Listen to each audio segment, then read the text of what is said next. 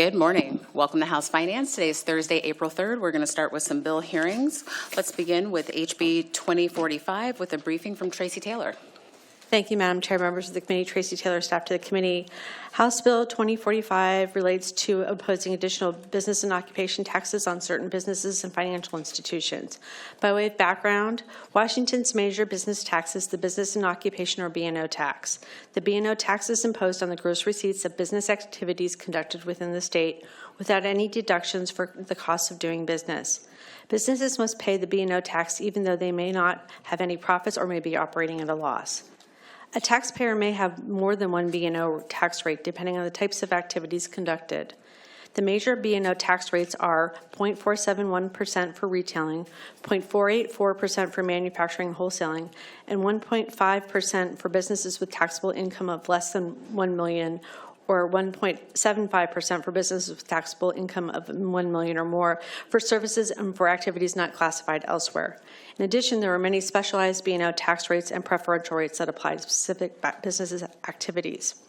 In addition, there is an additional B&O tax imposed on specified financial institutions. The additional tax is equal to the taxpayer's gross taxable service and other income multiplied by 1.2%.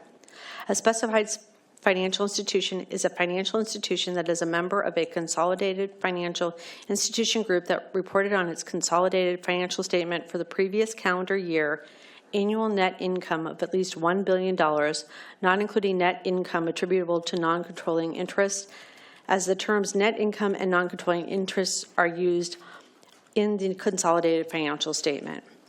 House Bill 2045 makes two changes to the B&O tax. First, beginning January 1st, 2026, an additional B&O tax is imposed on businesses in Washington with at least $250 million in Washington taxable income. The tax is 1% of the business's annual Washington tax income in excess of $250 million, and is in addition to the other B&O taxes imposed on this income. Income related to manufacturing activities is exempt from the additional tax. This includes income from the wholesale or retail sale of projects manufactured by persons subject to the manufacturing tax rates.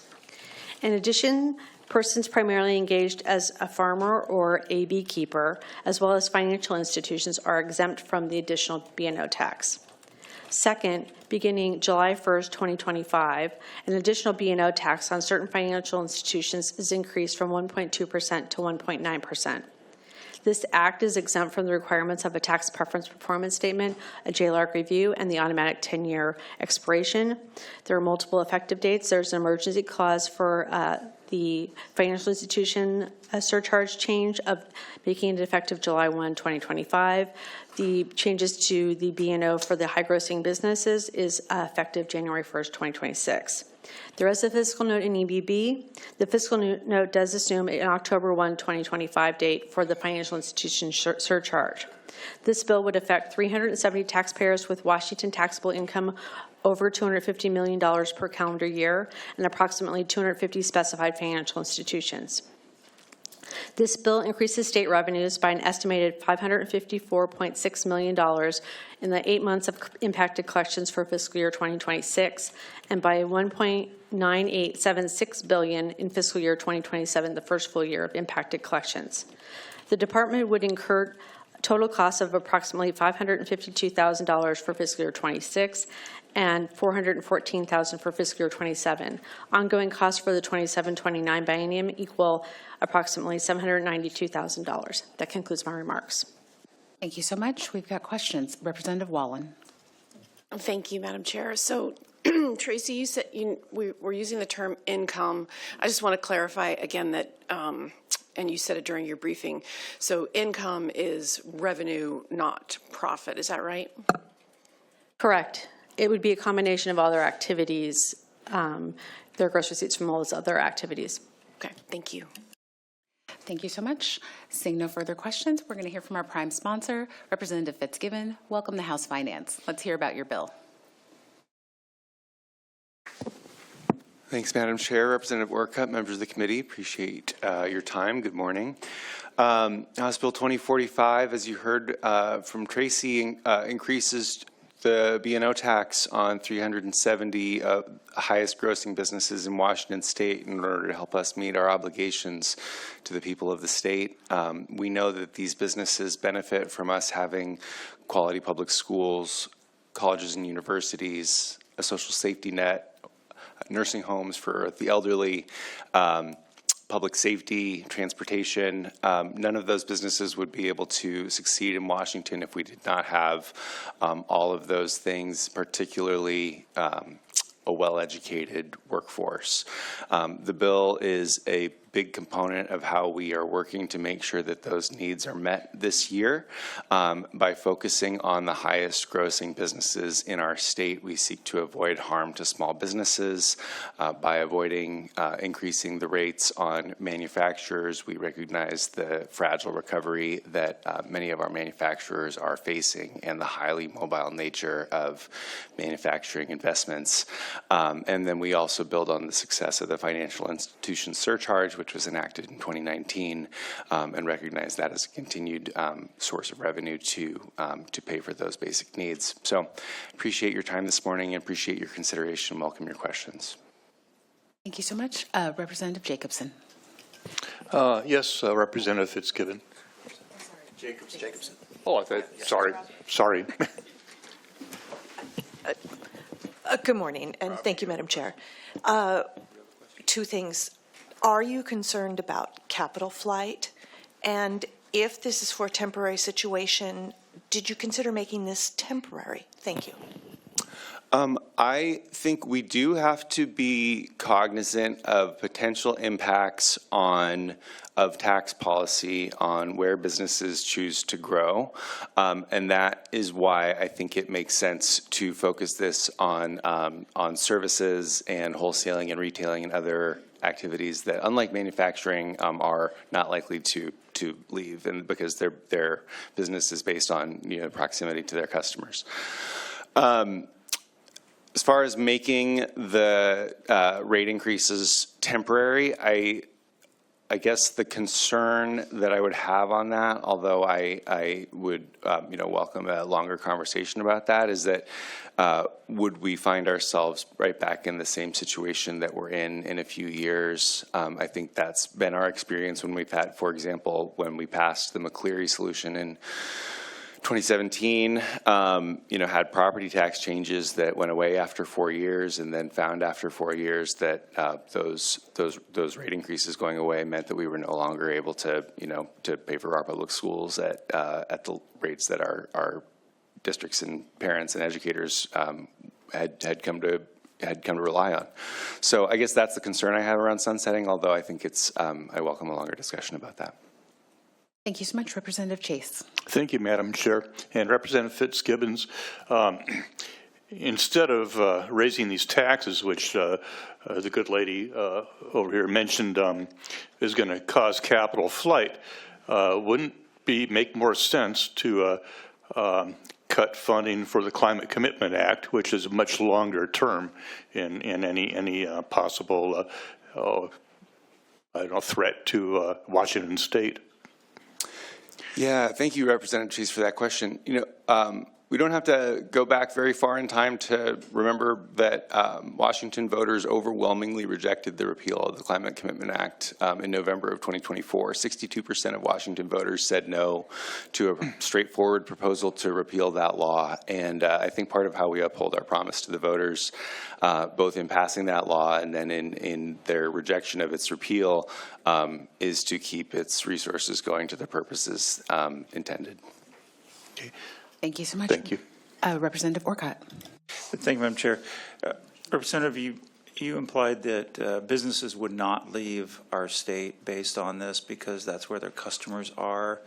But aren't some of the people that would be, or some of the businesses that would be affected by this already closing some of their locations?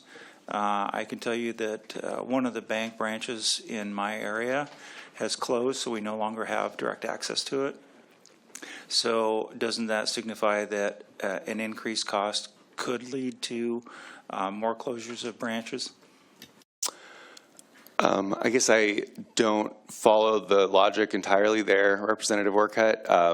financial institutions will continue to have customers in Washington. They will continue to have services that they provide to Washingtonians. Washingtonians continue to take out mortgages and to deposit their money in banks, and there will continue to be a demand for those services from Washingtonians, even if the profit margins are a little bit less. Great. Thank you so much, Representative Fitzgibbon. Okay, thank you all. And with that, we'll move on to public testimony. Vice Chair Street. We'll start with the panel of Eli Gross, Nicole Kern, who are in person, and Treasurer Mackley, who is remote. They will be followed by Julia Gorton, Katie Beeson, and Brandon Housekeeper. Please proceed. Hi, I'm Eli Taylor-Goss, Executive Director of the Washington State Budget and Policy Center in support of HB 2045. Thriving businesses depend on thriving communities, and right now too many Washingtonians are living on the edge. In a time of uncertainty, well-funded public services to stabilize families and schools is what's needed. Any dollar not raised in progressive revenue is a direct cut to programs and parents. This bill offers a simple solution: a modest tax on high-earning businesses over $250 million and big banks over $1 billion would raise $2.5 billion this biennium and over $6 billion in 4 years. The layoffs and hits to pocketbooks absolutely guaranteed are the ones that will come from drastic budget cuts to programs and services if revenue like this is not raised. This is a necessary step towards a more modern and equitable tax code and towards the stability our communities deserve. Thank you, and I'm happy to answer any questions. Good afternoon, Chair Berg and members of the committee. I'm Nicole Kern with Planned Parenthood Alliance Advocates, testifying in support of HB 2045. Washington State has a history of fiercely protecting access to essential social services, including sexual and reproductive health care. These programs allow Washingtonians to plan whether and when to become a parent and ensure access to vital health care services. It's one of the things that makes our state a great place to live and why so many companies choose Washington. My organization pays B&O taxes to fund state programs. It is high time that large institutions contribute fairly to the services they and their employees rely on. Our state is facing a drastic revenue shortfall made worse by our current regressive tax system. The state legislature must balance Washington's budget without cutting health care from our most marginalized communities. We support HB 2045 as a key solution. This could not be more necessary as we need more revenue to be able to protect programs from federal attacks, like the cuts we have already seen from the Trump administration. We urge you to pass HB 2045 so we can continue funding healthy lives and futures for all Washingtonians. Thank you so much. And I forgot to mention, we are having 60 seconds on the clock. And for folks who are in person, we do have a stoplight that has yellow, red, green. And then folks online will also see that stoplight. So thank you so much. Vice Chair Street. Treasurer, please proceed. Good morning, Chair and members of the committee. My name is Treasurer Mackley, and I'm the Executive Director of Invest in Washington Now. As a leader of a statewide organization that advocates for a fair tax code, I am grateful that you have taken the bold step of proposing new forms of progressive revenue to address the state budget shortfall. Thank you for your leadership and for listening to our 130,000 activists who've been clamoring for a fairer tax code, and 64% of Washington voters who sent a clear message of support for asking the wealthy to pay more of what they truly owe in taxes. I'm testifying today in strong support of House Bill 2045, which asks some of our most profitable corporations to give back to communities that have made them so successful. You have a choice this session: make devastating cuts to programs like childcare, education, healthcare services for seniors and people with disabilities, or ask those with the most who have benefited from the state investments in schools, roads, and others to pay a bit more. Please do right by the people of Washington and pass House Bill 2045. Thank you. Our next panel is Julia Gorton, Katie Beeson, and Brandon Housekeeper. They are in person. They will be followed by Traci Underwood, Emma Scalzo, who are remote, and Robert De Gregorio, who is in person. Thank you, Chair Berg and members of the committee. I'm Julia Gorton here today on behalf of the Washington Hospitality Association, representing your local restaurants and lodging establishments across the state. We're expressing concerns today with House Bill 2045 and request the committee consider some amendments before advancing the bill forward. Food's an essential item. We all need it. We're concerned that House Bill 2045 will significantly increase the cost of food from our suppliers and to our customers, and we request that wholesalers and retailers of food, whether in a grocery store or in a restaurant, are removed from the surcharge. For many in our state, food prepared by a food service establishment represents the only option they have for a warm meal. Food prepared at a restaurant is essential for folks who lack the skill or ability to do so for themselves or even the kitchen space to do it in. For many single parents, picking up food from a restaurant means extra time with their kids. And we request the committee consider exempting wholesaling and retailers of food so that we don't increase the cost of food. Thank you. Good morning, Chair Berg and members of the committee. For the record, Katie Beeson here on behalf of the Washington Food Industry Association, representing your local independent grocers, convenience stores, and their suppliers. We're also opposed to House Bill 2045 this morning. While this bill is targeted at large corporations in Washington state, it hits nearly all of our major suppliers and therefore directly impacts the cost of goods for our independent stores, but more importantly, our customers. As a reminder, our industry operates on high volume, low profit margins, and we've repeatedly shared grocery cost concerns with all of you this year. And we've done so in consideration of working families. This proposal may generate billions in revenue, but unlike other tax proposals, it will be felt by your everyday Washingtonian because our companies simply cannot absorb the millions of dollars in increased taxes this will impose on our industry. If you were to move forward with the bill, we would, like our friends at Hospitality, ask for specific exemptions for food, fuel, and other basic necessities. Thank you. Thank you, Madam Chair, members of the committee. For the record, Brandon Huskeeper here today on behalf of the Northwest Grocery Retail Association. The proposed B&O surcharge, we're here in opposition to 2045. The proposed B&O surcharge would triple the rate, the retail tax rate, to a staggering 212% increase. For members of the Northwest Grocery Retail Association, this means a significant rise in tax burdens, leading to higher costs of essentials consumer goods. These aren't luxury items. They include groceries, prescription drugs, diapers, baby formula, and gasoline. Many of these products are necessities of our state's most vulnerable populations, including those relying on programs such as SNAP and WIC. The impact may also be felt across our communities when the economic pressures of the proposed tax creates limits on our ability to engage with community partners such as the local food banks. This tax has a compounding effect through the wholesaling and the retail rates. Earlier this year, the Seattle Times, in a focus on affordability crisis in the Northwest, highlighted that grocery prices are top financial worry for Washington. We urge you to reconsider the proposal that is before you and not move it forward. Thank you. All right, we have a question. Representative Jacobson. Thank you. This question is for one of the two representing grocers, Brendan or Katie. What is the profit margin generally at a grocery store when I buy an item for $1? What's the amount of that's the profit? Thank you. Yeah, and thank you, Rep. Jacobson, for the question. In our stores, so your independent grocers, it's around 1% profit margin. Thank you so much. One more question, Representative Parsley. Thank you, Chair. On your average independent grocer, what is your gross income on average?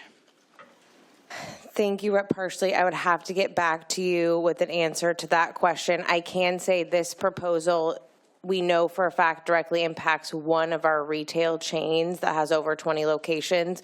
So if that's helpful in the context of the $250 million, but in terms of actual take-home profitability, I would have to send an email to the committee.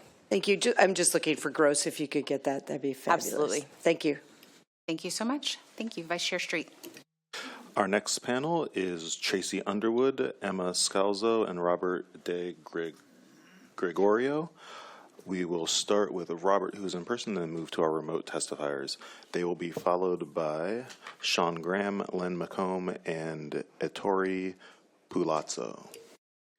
All right. Thank you, Madam Chair and the committee, for giving me this time to speak. My name is Robert De Gregorio, and I'm here to speak in support of House Bill 2045 on behalf of Washington Physicians for Social Responsibility. Health isn't just about hospitals and medicine, it's about stability. When individuals lack resources, they face higher rates of preventable diseases, increased stress, and shorter lifespans. I recently had one patient, let's call her Mary. She earned just above the threshold for state assistance programs, yet with rising daily expenses, she was forced to choose between paying for her medications and putting food on the table. In our state's current regressive tax system, individuals like Mary shoulder a disproportionate tax burden, with studies showing that receiving tax credits low-income recipients showed decreased anxiety and depression, with the largest spending increases going towards health maintenance. I'm here to advocate for a progressive tax system that ensures large businesses pay what they truly owe the communities they operate in, so that people like Mary may have what they need to stay healthy. A fair tax system doesn't just balance budgets, it does save lives. When we prioritize equity, we make a healthier society for everyone. Thank you. Please proceed. Traci. Good morning, Chair Berg and members of the committee. My name is Traci Underwood. I'm the Policy Director at the Economic Opportunity Institute, and I'm testifying in favor of HB 2045. Our state's B&O tax structure is full of preferences and loopholes that benefit some of the world's largest and most profitable corporations. HB 2045 begins to correct this regressive structure by requiring about 400 of the wealthiest businesses and 200 of the wealthiest banks to pay a modest tax. These corporations choose to be here because Washington State is a great place to live and work. Investing in good schools, affordable and accessible childcare, and higher education both create and attract a workforce that these corporations rely on. Our tax code is out of date and doesn't work for our state's modern economy. We can no longer afford to give wealthy corporations tax breaks at the expense of the vital programs so many rely on. Voting yes on HB 2045 is one step in the right direction. Thank you. Thank you. Please proceed, Emma. Thank you for your time. My name is Emma Scalzo. I lead Balance Our Tax Code, a coalition of over 100 organizations across Washington State, here in strong support of 2045. Our state tax code right now is unsustainable, inequitable, and doesn't work for everyone, but mostly the wealthy few. Right now, our tax code asks the most from those who have the least, while ultra wealthy and the biggest corporations with large exemptions contribute far less. While we can't cut our way out of this revenue gap, we also can't keep asking low income and working folks to pay more and more just to fund the basic services. This B&O tax is a common sense solution to ensure those who benefit the most from Washington's economy contribute proportionally to the system that makes their success possible and reliably fund the public services all businesses and families rely on. This bill, along with the other progressive revenue options before you today, is a step towards a more stable and more equitable Washington where we fund our futures responsibly. I urge you to pass it. Thank you. Thank you. Our next panel is Sean Graham, Len McComb, and Ettore Palazzo. It looks like we have two of those three. If you'd like to please proceed, and we will see if we have the third online remote. Sure thing. Good morning, Chair Berg, members of the committee. Sean Graham with the Washington State Medical Association, representing 13,000 members of the state's physician community, here respectfully opposed to House Bill 2045 in its current form. Acknowledge the difficult decisions that you all are facing. Also, the fact that this bill, as proposed, would significantly impact a number of physician organizations operating in the state, running into the millions of dollars in terms of annual impact from the surcharge. Two quick pieces of context. One, physician organizations were subject to the 2019 B&O tax increase and have paid tens of millions of dollars in increased taxes subsequently. Secondly, importantly, physician groups do not set their prices. So unlike other businesses that could increase their prices as a result of this surcharge, physician groups have to look at measures that would decrease access to care, limiting the number of Medicaid enrollees they can see, recruiting and retaining less staff. So I know this tax is predicated in part on preserving access to healthcare services. I want to make sure there's a common understanding that among physician groups, the impact of the tax would be similar to budget cuts. Thank you. Chair, members of the committee, I'm Len McComb with the Washington State Hospital Association. I'd like to frame my comments, I signed in con, but I'd like to frame my comments a little broader than that. It's not just this B&O proposal that concerns us. is the overall fiscal context hospitals are facing.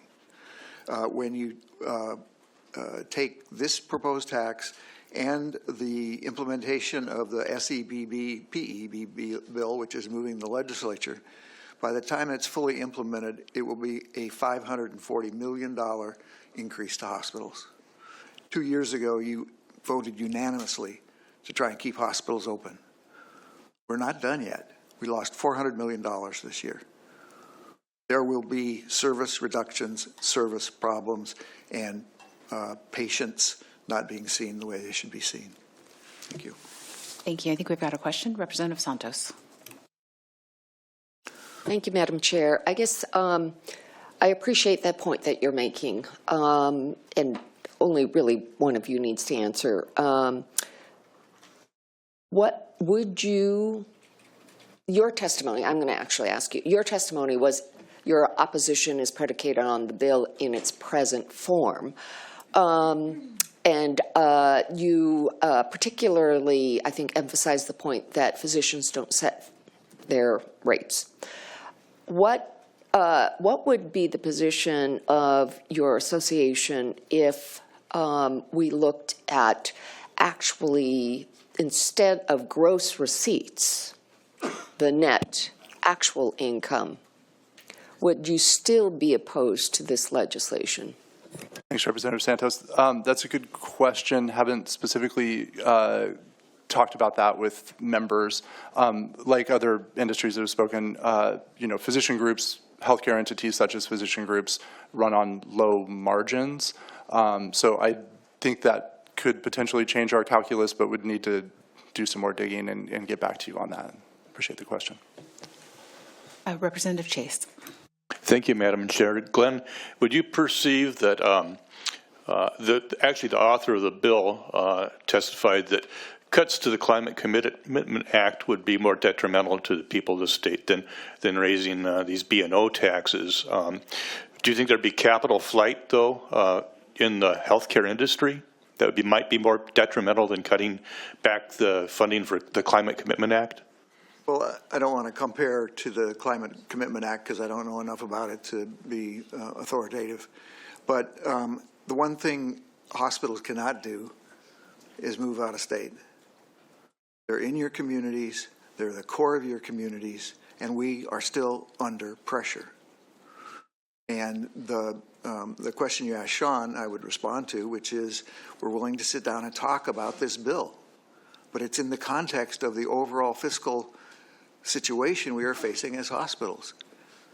You stepped forward in a big way in 23 and did the safety net assessment program.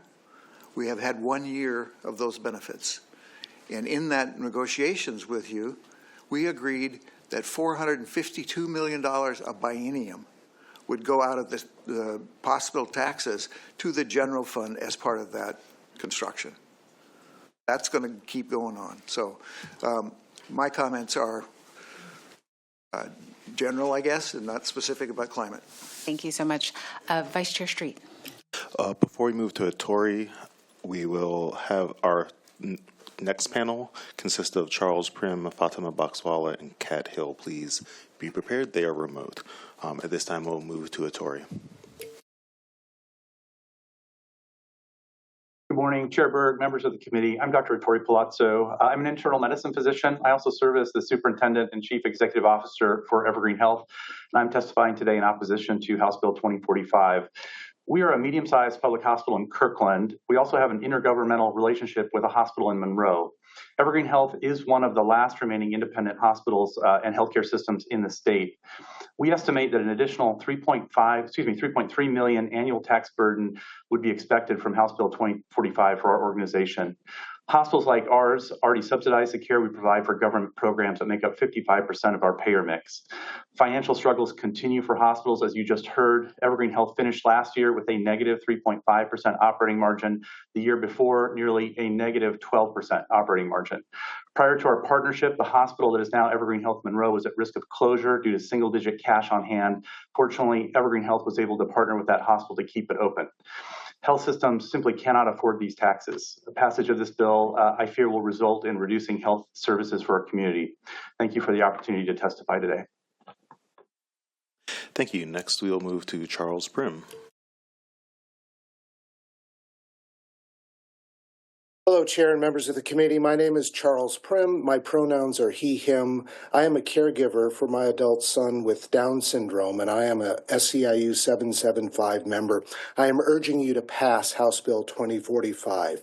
I have been serving people in the disabled population for over 12 years, and these people rely on critical state services that this bill would fund. Passing this bill would provide more stable funding for these services, which need to be enhanced and not cut due to budget deficits.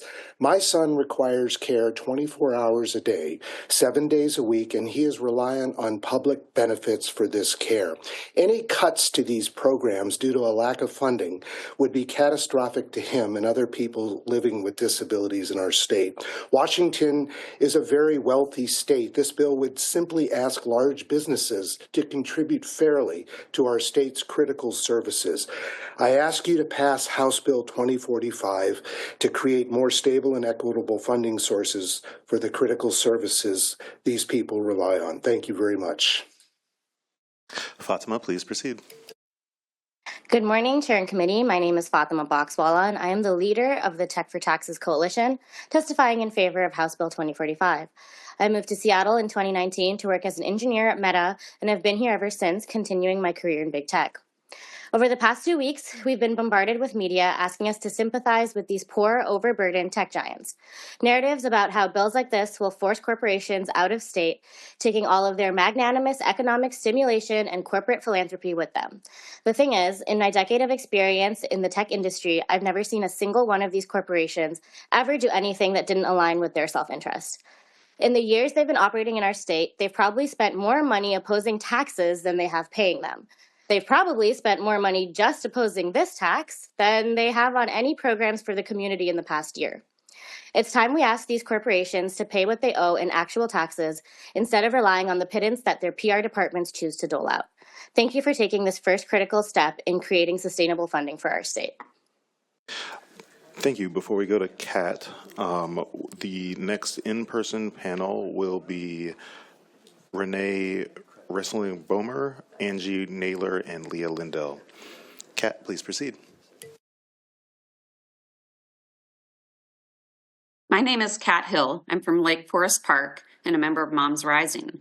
I'm here in strong support of HB 2045 to enact a B&O surcharge on very profitable corporations. To note, the top 4 of these corporations have a total estimated revenue of $1.245 trillion. This new revenue will help bridge the gap for the state's current budget crisis. Families like mine cannot afford more cuts to the state budget. I left the workforce after having children because my wife and I couldn't afford childcare. More cuts to childcare and early learning will just drive more parents, particularly moms, out of jobs. My family pays our taxes, and we pay quite a bit compared to our income. I think it's more than fair to ask corporations with over $250 million in income to pay a little more so that our state's most essential investments, including in childcare, can be maintained. If we can't pass this in Washington State, home to an estimated 13 billionaires, we're signaling to the rest of the country that instead of taxing the 1%, we will keep burdening the lower and middle class. I urge your support. Thank you. Thank you. Our next panel is in person of Renee Wrestling-Bomers, Angie Naylor, and Leah Lindell. If you guys could come up, that would be great. They will be followed by a remote panel of Adia Rodriguez, Victoria Rossini, and Vanessa Maraki.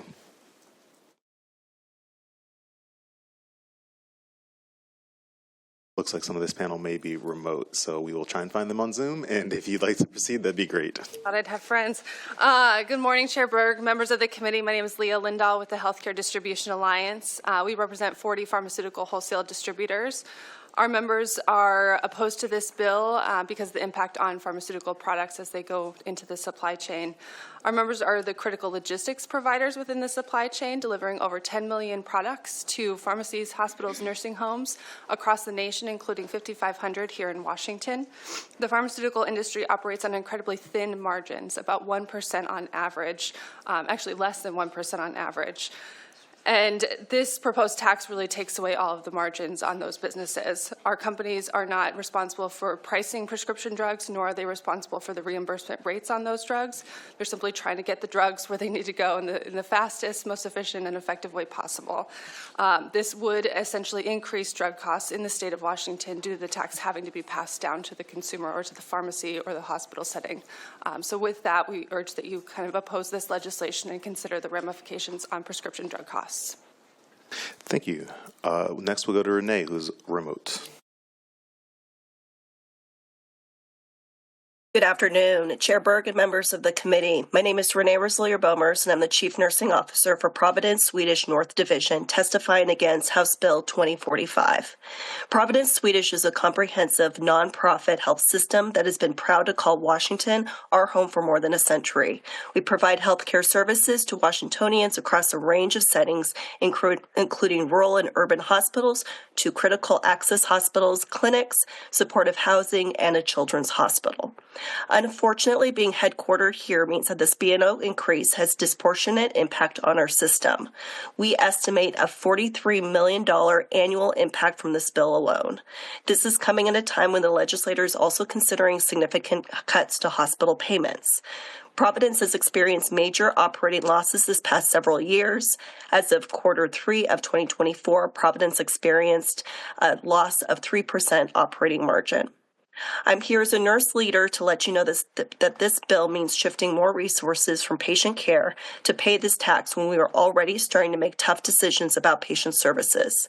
We appreciate that you have very tough decisions before you. We ask that you consider the implications for healthcare as you consider this bill. Thank you. Angie, please proceed.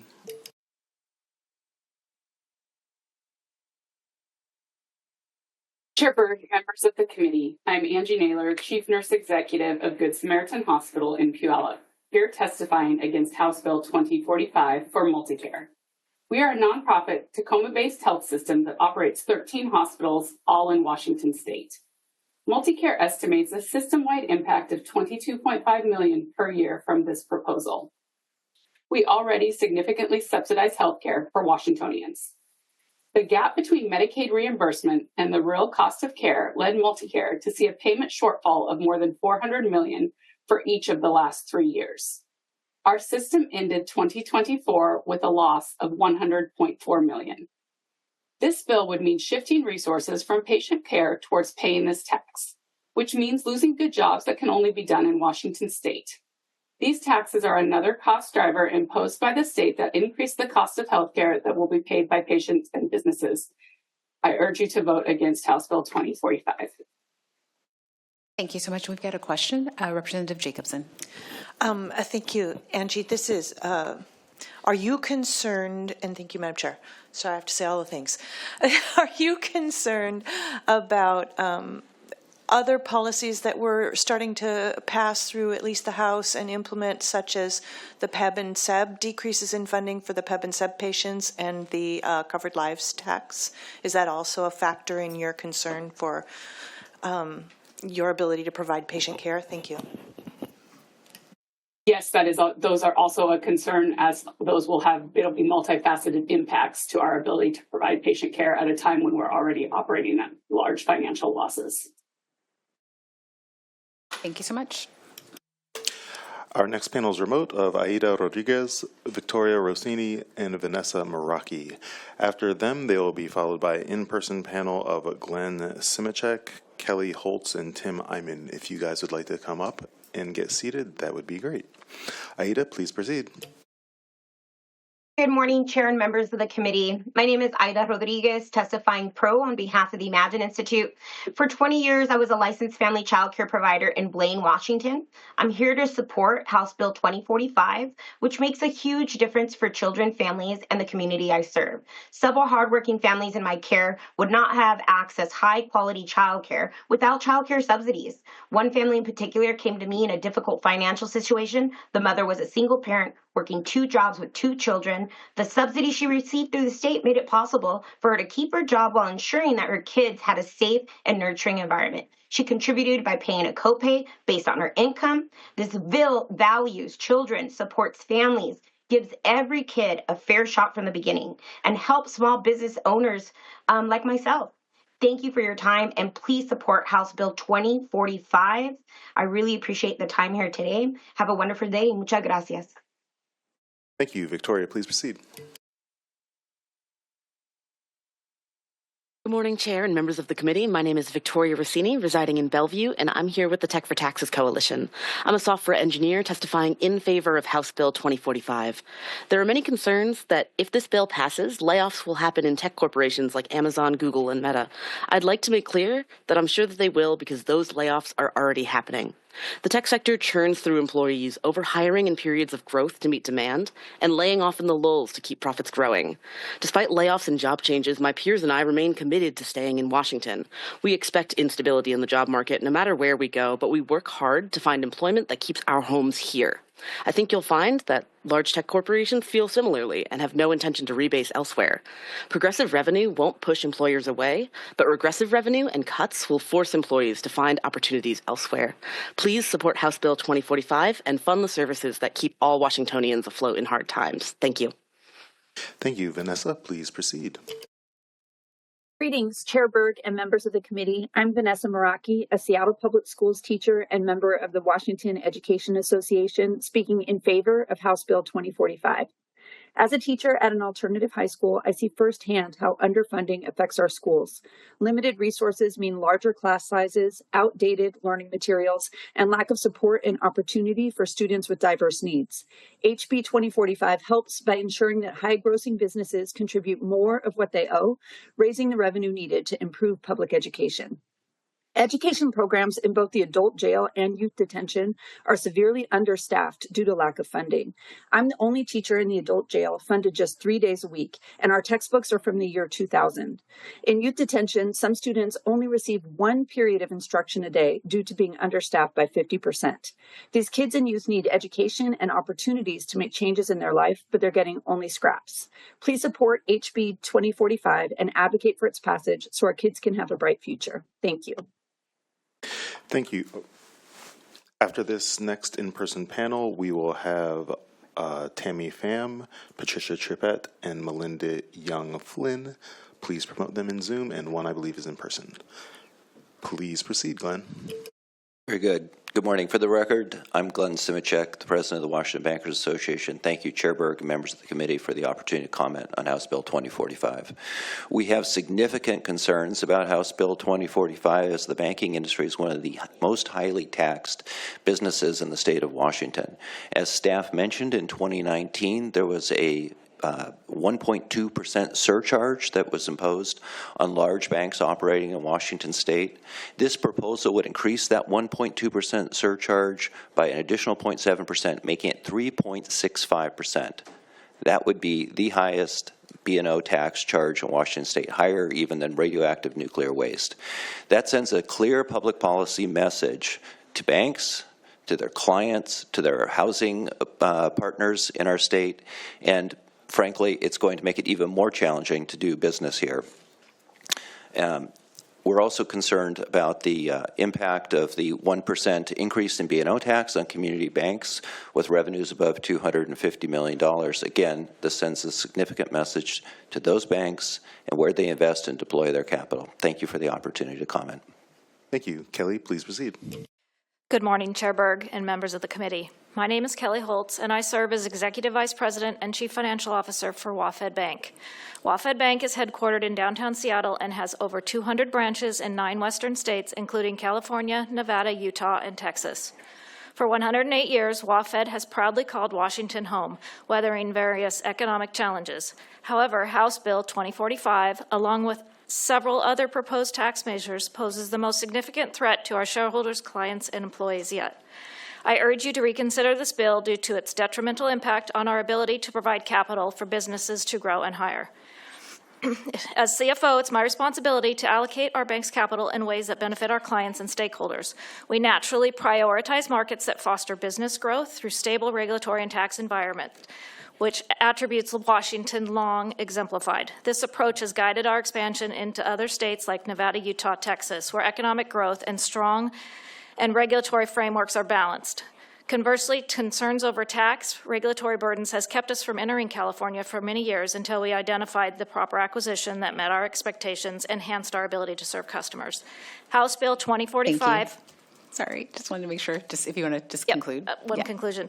Raises our tax liability. It will force us to assess this impact and consider where we prioritize our markets that reward growth and success. Thank you.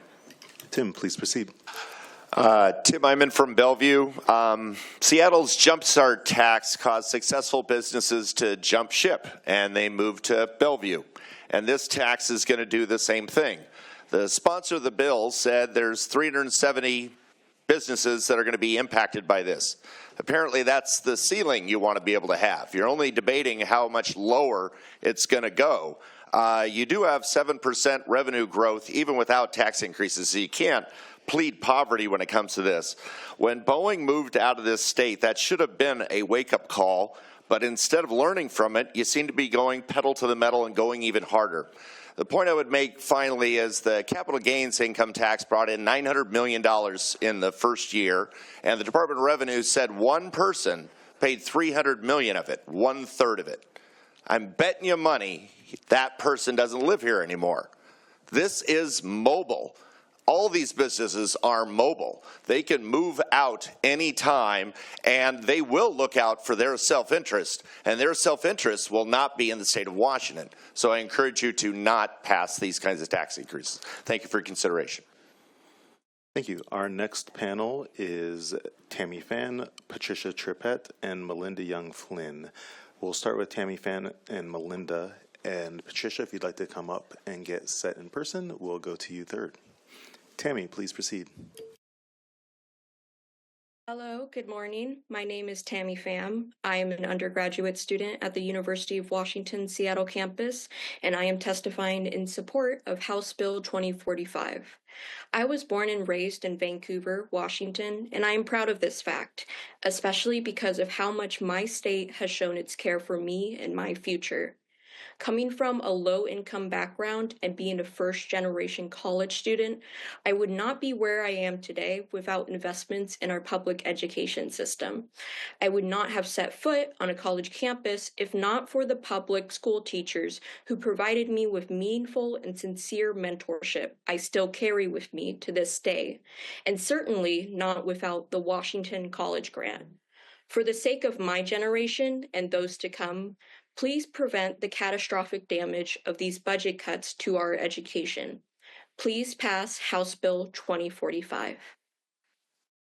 Thank you. Melinda, please proceed. Thank you, members of the committee. My name is Melinda Young-Flynn. My mom, who lives in Spokane, is among the more than 125,000 people in our state living with Alzheimer's. Apple Health-funded facilities and caregivers are a lifeline for the families who need help ensuring their loved ones with this terrible disease can be safely cared for. Yet I hear so many stories about people who can't access or afford much-needed caregivers for their beloved family member who can no longer feed, dress, or bathe themselves. As our state faces a nursing shortage, an aging population, and federal threats to Medicaid, and as so many home care workers themselves struggle to make ends meet, the need for increased funding to support the elder care system in our state is dire. We all have a collective responsibility to do right by our elders. I implore you to do that by passing this B&O tax on big corporations to support the state's general fund. We need this funding to prevent devastating cuts. Thank you. Thank you. Patricia, please proceed. My name is Patricia Trippett. During my career as a home health physical therapist, I saw firsthand what health care means to people.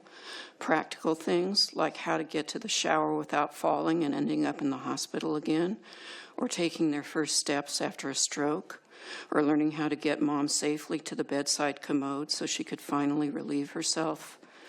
Mostly I worked with seniors, and now I'm one. I'm fortunate to have decent health care, but not everyone does. Disabled folks, kids, college students, those in rural communities, seniors, and the working poor are all threatened by budget cuts. Why? Because Washington's largest businesses aren't paying what they truly owe our communities in taxes. That's outrageous and not what everyday Washingtonians want. Please pass HB 2045. Thank you. Thank you. Our next panel, I believe, is in person, made up of Alana Parkins, Max Martin, and Shannon Tilly Seymour. If you guys are here, please come forwards. Otherwise, we will try and find them in Zoom and promote them. So if you'd like to proceed. Chair Berg, Ranking Member Orcutt, members of the committee, for the record, Max Martin here on behalf of the Association Washington Business in opposition to House Bill 2045. According to the Tax Foundation's 2014 State Business Tax Climate Index, Washington State ranked 6th overall in the nation. Today, Washington ranks 45th overall. The proposal before this committee would have a substantial impact on our B&O classifications and runs the risk of moving us even further down those rankings. For example, retailing would see a 212% increase, and wholesaling would see a 206% increase. These increases could be felt by consumers at a time when Washington ranks 48th overall for cost of living, according to the U.S. News and World Report. Please vote no. Thank you. Do we have Alana online? We don't have Alana online. Do we have Shannon online? We may have Shannon online.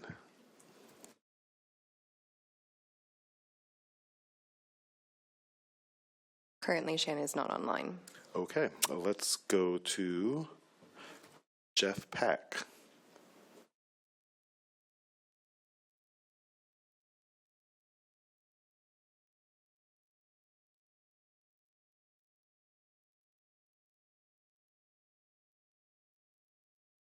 And then followed by Jeff, we'll have Amber Carter.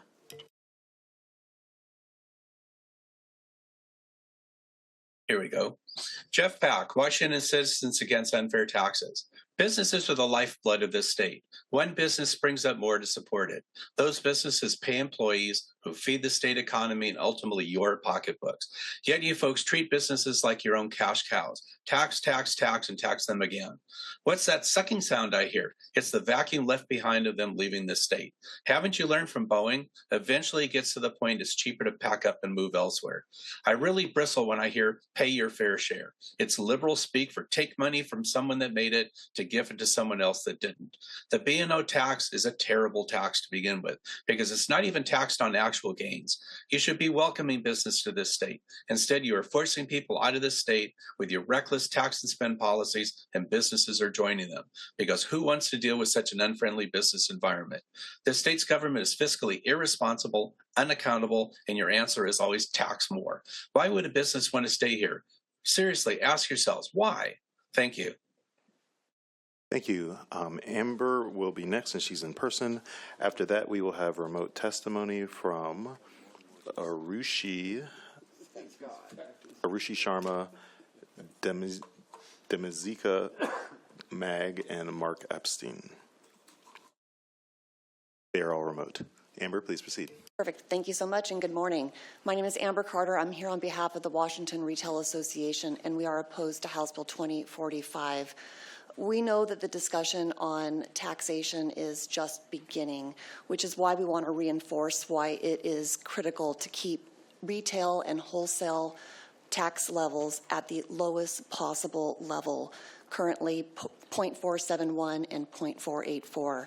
This is due to the extreme narrow margins that these operations have, the high overhead that we experience, and the significant labor costs that face retailers around the state.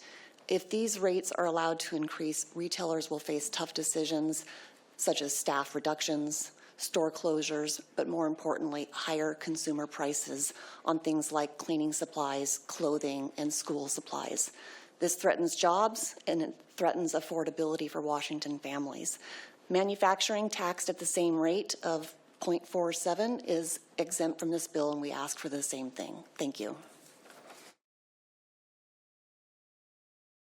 Representative Chase has a question. Go ahead. Thank you, Madam Chair. I'd like to ask Tim Iman if he could. He was dismissed No, before. actually, we're not going to do that. So once folks are done testifying, but there is opportunity afterwards to have conversations and, of course, provide additional written testimony. But we have about 200 people to testify today, so we're going to keep this moving. If you have a question for Amber Carter. Okay, I'll ask Amber Carter then. I would propose the same question I asked the author of this bill is cutting back the Climate Commitment Act, the funds for that, a greater threat to the residents of Washington State than raising the B&O tax and other taxes? So I'm going to jump in, and Amber, you're welcome to answer this. But for a lot of our testifiers, they're here representing folks other than themselves. And if they haven't been allowed to make comments on bills that are not before this committee, they may not be able to answer. And we do have a large amount of testifiers. Amber, if you're able to answer, otherwise we can move on. Go ahead. I'd be more than happy to talk with you offline about the overall picture of the Washington Retail Association on taxation. I would just note that we did send an email on a variety of bills that are before this committee on the subject of taxation, and out of respect for your time, I would prefer to just maybe depart. Thank you so much. Thank you, Amber. Was there a question from another committee member? Representative Parsley. Thank you, Chair, and thank you for testifying. Sorry, my voice is, the allergies are tough, so bear with me. My question to you would be if you could get for me, like I asked for the grocers, the number of retailers that are grossing above $250 million as well as $500 million.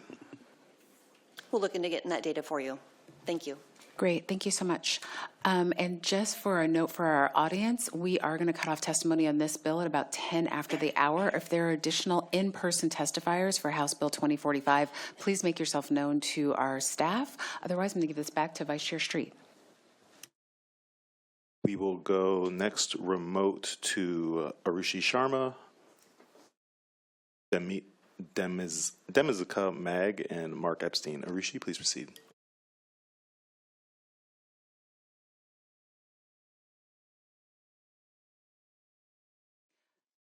Please proceed.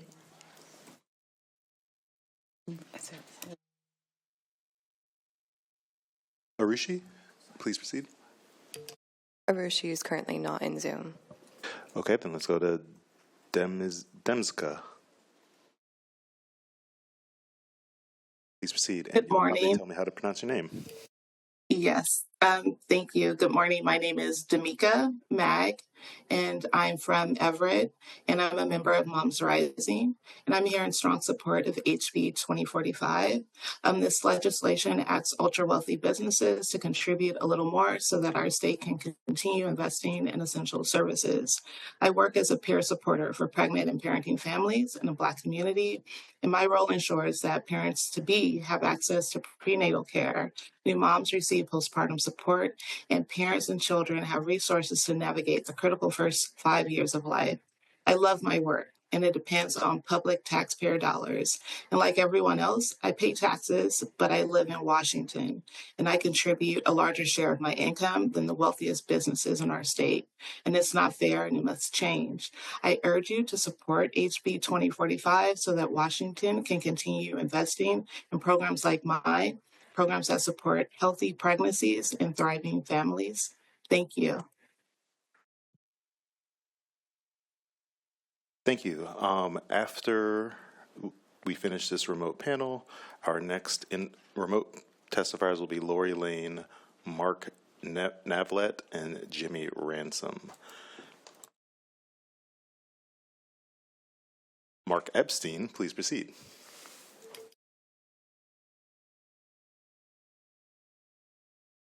Good morning, Chair Byrd and committee members. My name is Mark Epstein. I'm a 30-year educator at Rainier Beach High School in Seattle, working as a substitute teacher there currently.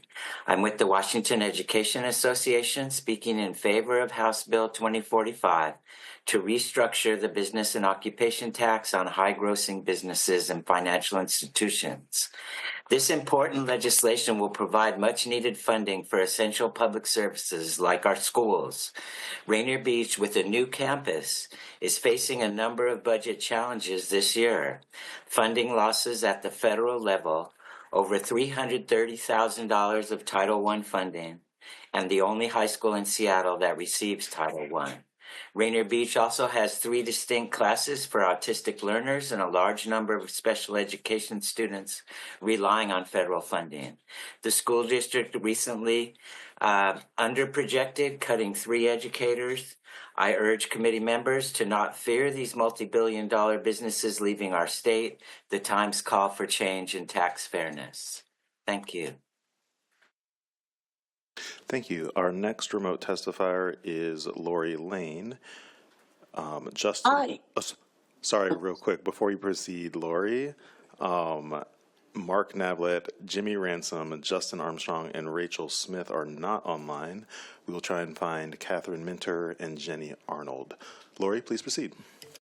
You can hear me, right? You can. Okay. Hi, my name is Laurie Lane, and I'm from Buckley, Washington. I have concerns about this, tax increase I realize it's on the wealthy, but there's some problems I see. First of all, they leave taking good paying jobs with them and negatively impact our business environment here in Washington State. Also, this reduces revenue. To me, those seem like, that would make me pause if I were you, but I'm not you, so and you're making the decision here. Anyway, I have an idea to think about. Why not just say no? Thank you very much. Thank you, Lori. Next, we'll go to Rachel Smith, followed by Jenny Arnold. Rachel, please proceed.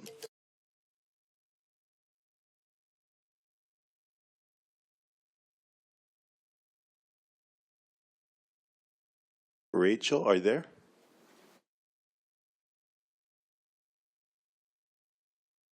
She's being promoted right now. Oh, sorry. There you go. Okay, we can see. Okay, wonderful. There we go. Perfect. Thank you. Perfect. Thank you so much. Good morning, Chair Berg, Ranking Member Orcutt, and committee members. My name is Rachel Smith, and I am speaking on behalf of the nearly 2,500 members of the Seattle Metro Chamber in respectful opposition to House Bill 2045.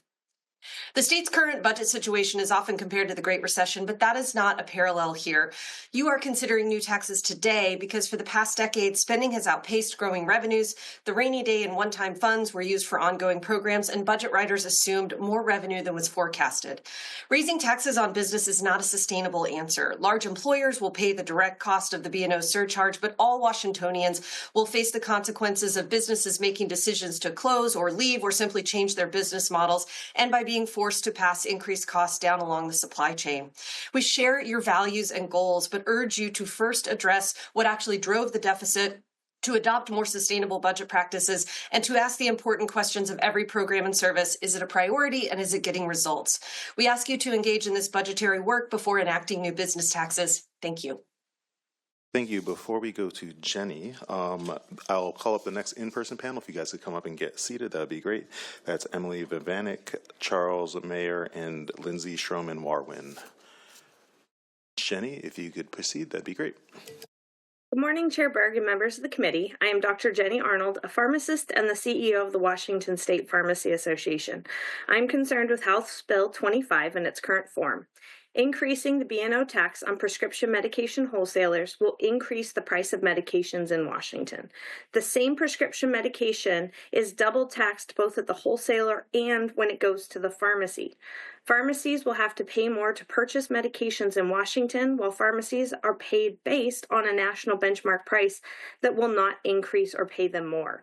Pharmacies generally get paid 1% by a PBM over the cost of medications, and that with that remaining 1%, the pharmacies must pay for salaries, rent, computers, even the vial that they dispense. And in addition to that, they pay nearly half of that margin in B&O tax. We have already seen so many pharmacy closures over the last few years, and this would make it worse. Please reconsider increasing the tax on pharmacy wholesalers so the cost of medication does not rise in Washington State. Thank you. Emily, please proceed. Hi, my name is Emily Vananek with the Washington State Budget and Policy Center in strong support of House Bill 2045. Companies in our state thrive because of Washington's workforce, infrastructure, and services. Asking these companies to pay into the communities they profit from is common sense and the responsible thing to do.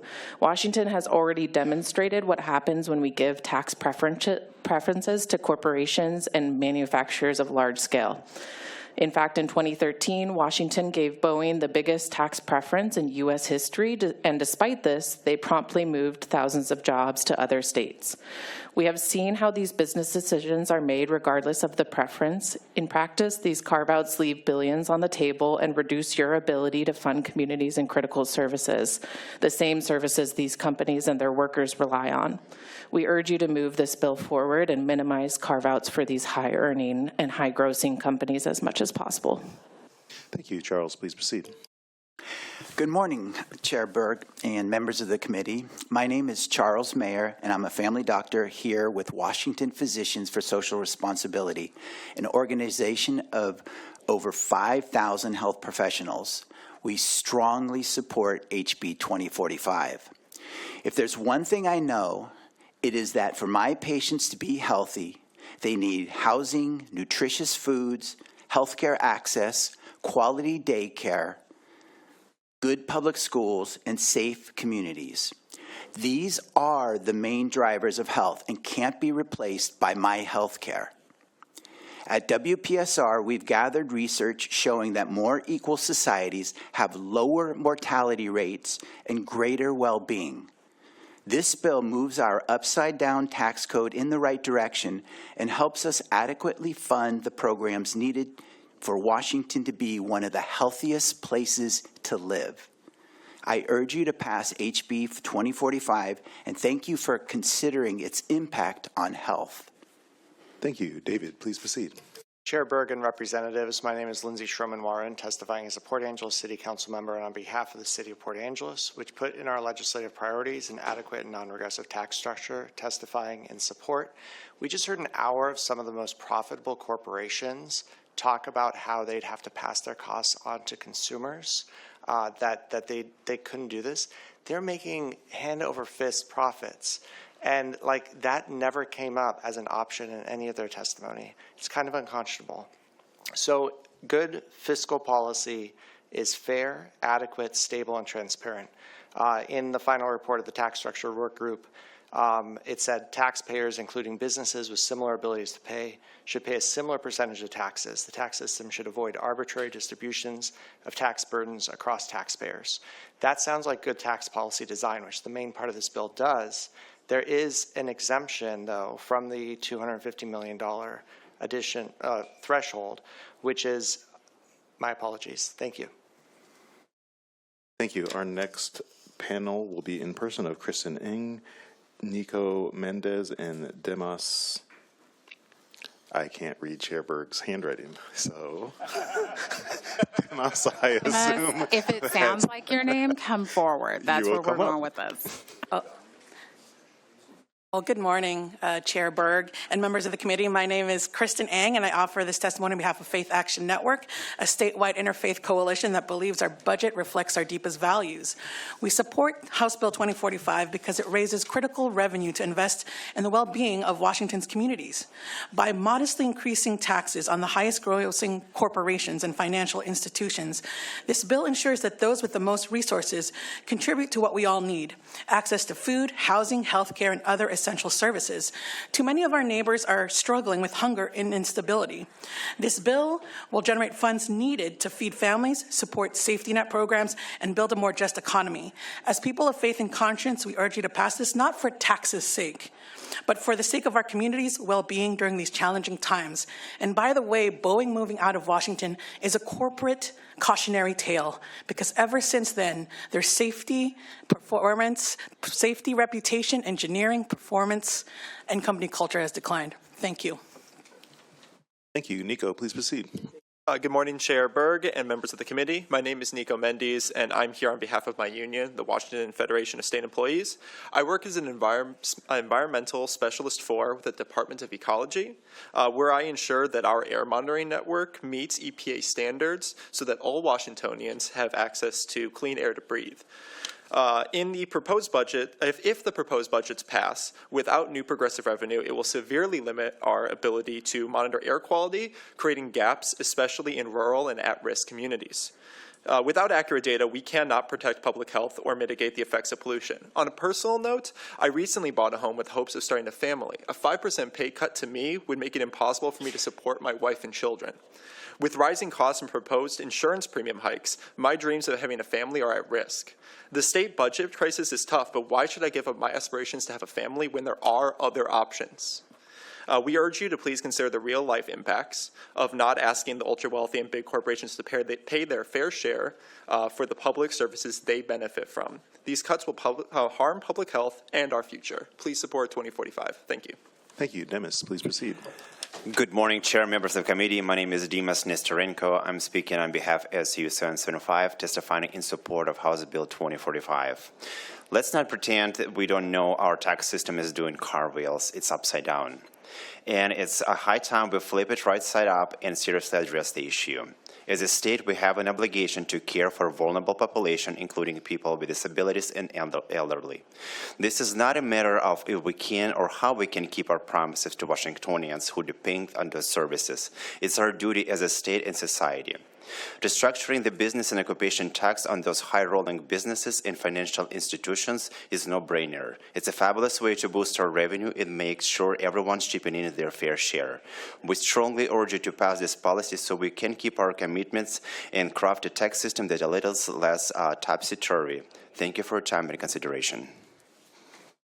Thank you. It does not appear that Catherine Minter, Julie Dowell, or David Dowell are online. Thank you so much. And so with that, we know we do have additional testifiers online, and I'm going to let folks know that you have 24 hours to provide written testimony. If we were or were not able to call you up, you can still provide that written testimony on HB 2045. So with that, I'm going to close the public hearing on HB 2045. I'm going to open the public hearing on HB 2046 with a briefing from Rochelle Harris. Thank you, Chair Berg. Good morning, committee members. Rochelle Harris, committee staff. House Bill 2046 relates to imposing an intangible assets property tax. For some brief background, real and personal property is subject to property tax each year based on its value, unless a specific exemption or prohibition on that taxation is provided by law. For the purposes of general property tax, real property is considered a single class of property and is defined as land and all buildings, structures, and other fixtures that are permanently affixed to the land or improvements thereon. Personal property, on the other hand, falls into two categories, tangible and intangible. Tangible personal property consists of things that have a physical existence, such as goods, inventories, machinery, motor vehicles, etc. Most tangible personal property owned by individuals is exempt from property tax. However, most tangible personal property used in businesses is subject to personal property tax. Intangible property, on the other hand, consists of rights and privileges that have a legal but not necessarily a physical existence, such as money, mortgages, certificates of deposits, stocks and bonds, etc. And currently, state statute exempts intangible personal property from being taxed.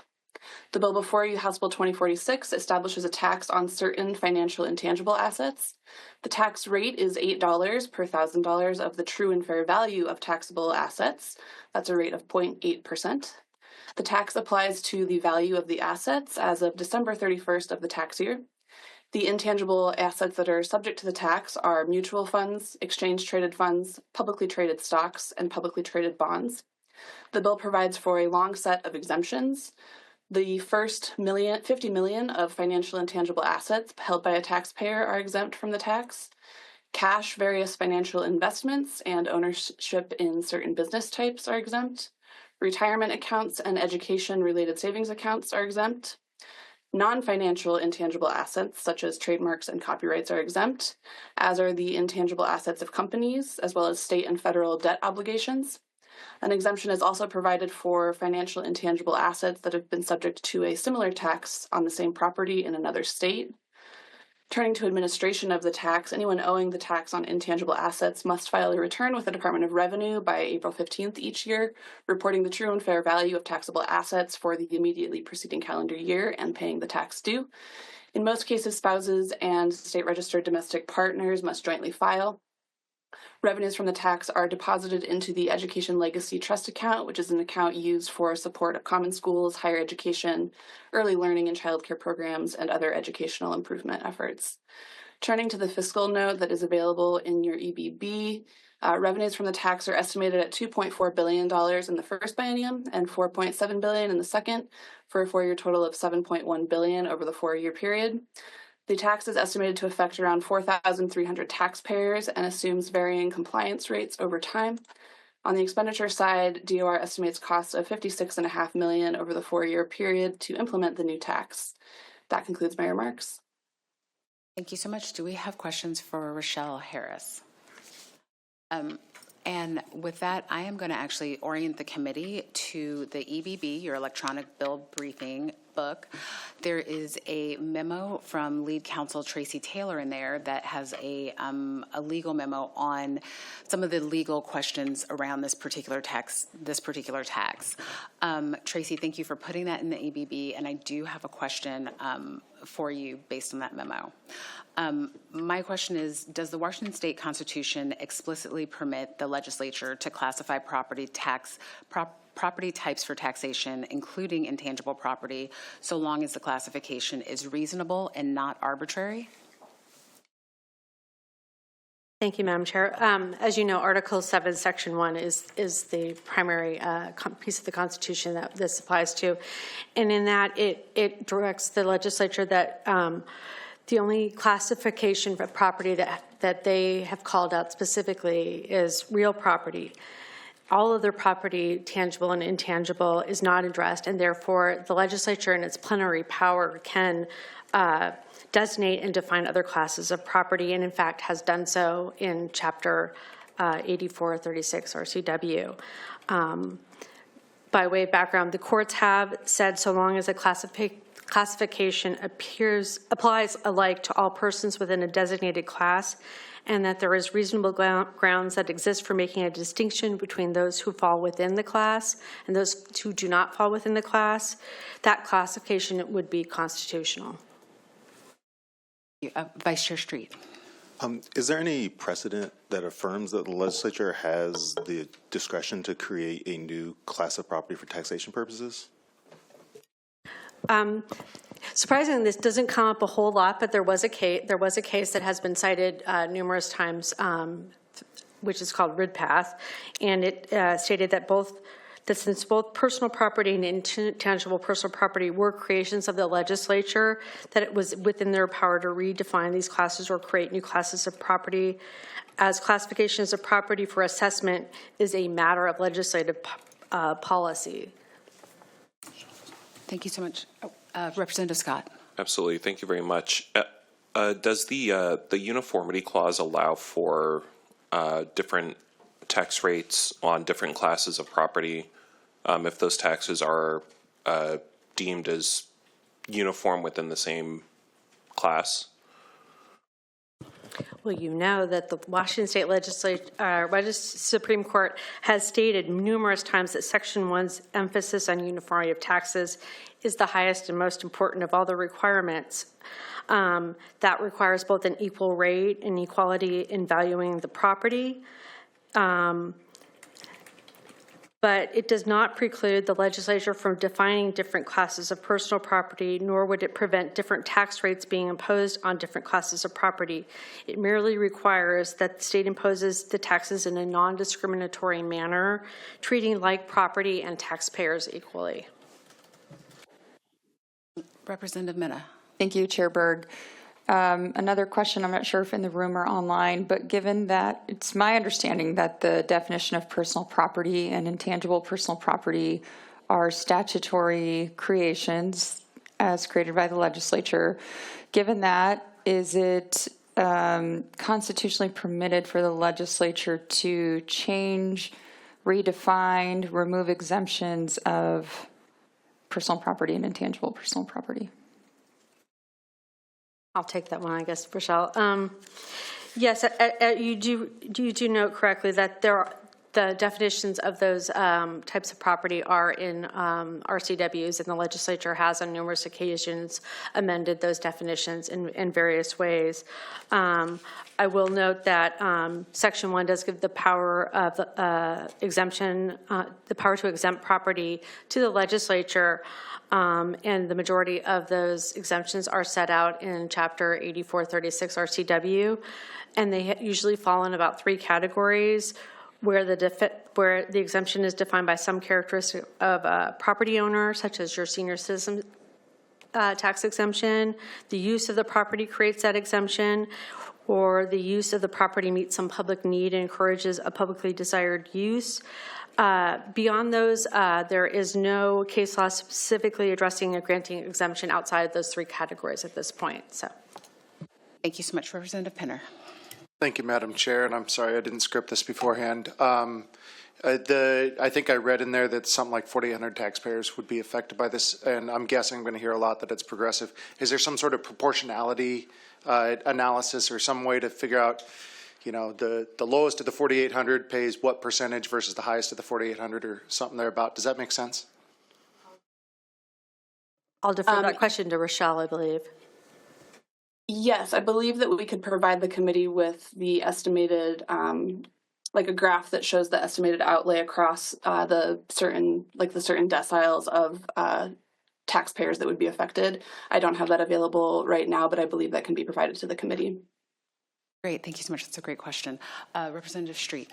So if this legislation treats all holders of intangible financial assets equally within a defined class that were to be created, would that meet the constitutional requirement of uniformity?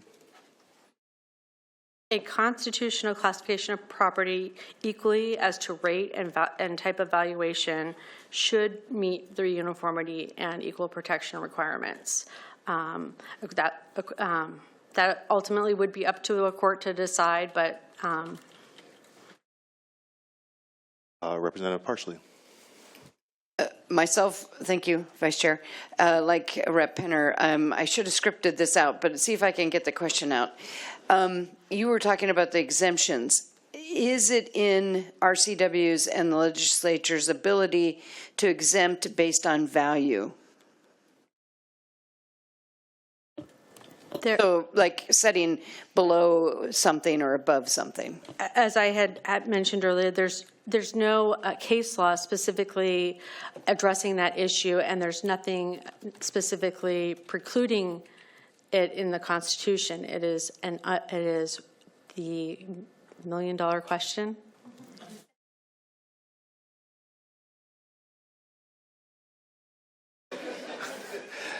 Thank you. At this time, we'll hear from the bill's prime sponsor, Chair Berg. Welcome to the committee. Thank you so much, Vice Chair Street. I've always wanted to be welcomed to House Finance, but thank you, committee, for hearing my bill this morning. My name is State Representative April Berg from the 44th Legislative District. The bill before you is House Bill 2046. It is a financial intangible tax to help meet Washington's paramount duty of amply providing for every child in our state with an education. This bill levies a tax on every $8 and every $1,000 of the true and fair value of financial intangible assets such as stocks, bonds, mutual funds, and index funds. The first $50 million of these assets is exempt from the tax, so it's that first dollar after that first $50 million is what will be taxed. Along with that first $50 million being exempt, we're also exempting retirement funds, educational savings accounts, and thank you to Rochelle Harris for briefing this bill, and thank you to Traci Taylor for providing the legal memo around it. This tax is a modest and mindful way to tax these particular ratepayers. The revenue generated from this tax, as I said, will be dedicated to our Education Legacy Trust account.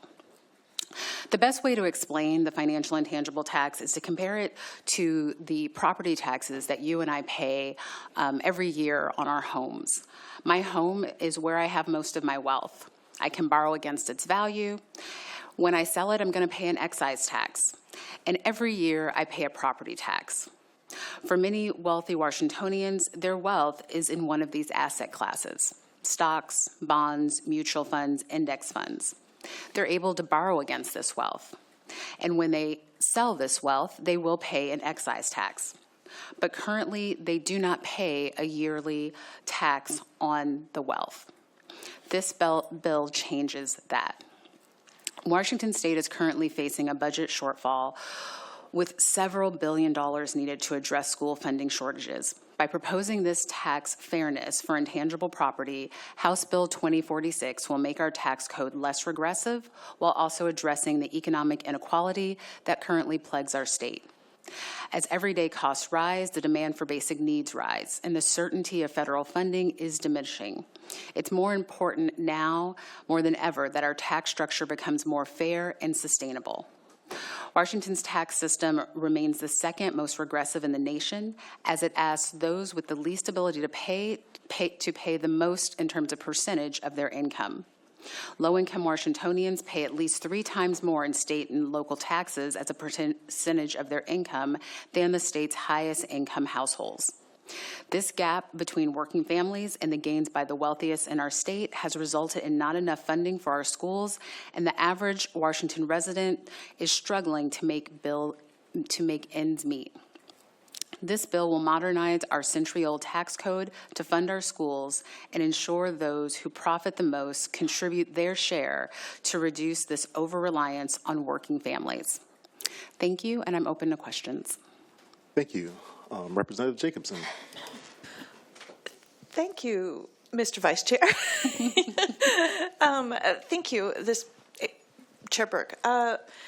So, are you aware of data where other countries have? I have a couple questions, if the Vice Chair doesn't mind. Where other countries have imposed this type of tax, and where the revenue from it was very difficult to predict because of capital flight? That's question one. And then I think the constitutionality issues will likely be decided in court, and that's another thing we can worry about. But as far as fairness, when I pay my property taxes, and mine went up 20% this year because we had some local things that passed, and I don't mind paying for local things, but 20% was a big hit for me because I'm looking at retirement and it's rough. But when I pay my local property taxes, I'm paying for fire, I'm paying for roads, I'm paying for sewer, I'm paying for schools. There's a nexus to that ground that we have in Puyallup. And so I'm trying to think as a fairness issue, can you think of a nexus for someone who is wealthy, who's holding maybe national type intangibles to our government? So that's my 2 questions for you. Thank you. Okay, so I'll start with number 1, and thank you so much, Representative Jacobson, for your question. So number 1, yes, there are other countries who have imposed something similar. I know our Department of Revenue did an excellent job with a report that I believe was emailed out to the committee, I think last December, to the current members at that point.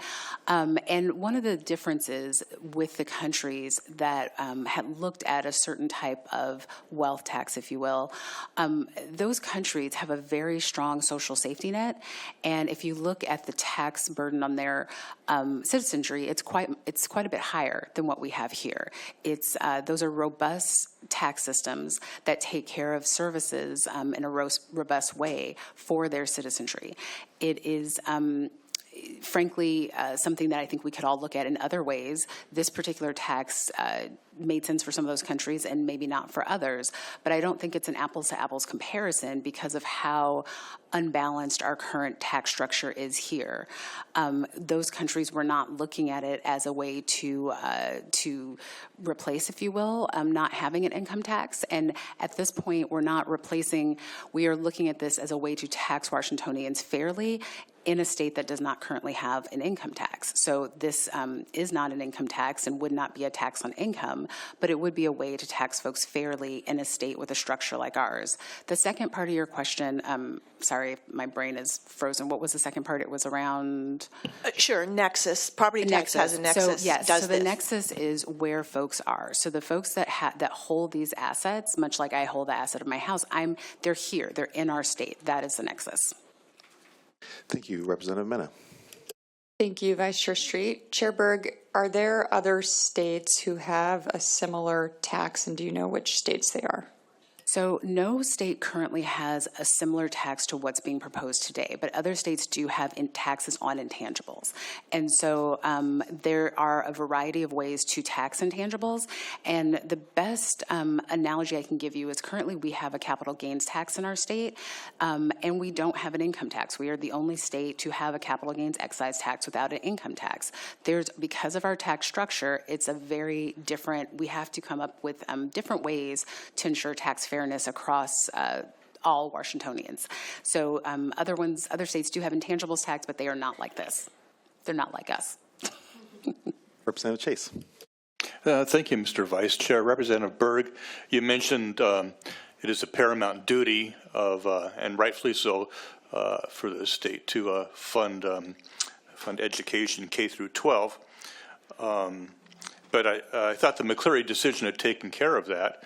But is there any kind of limit on the upside of the paramount duty to fund education?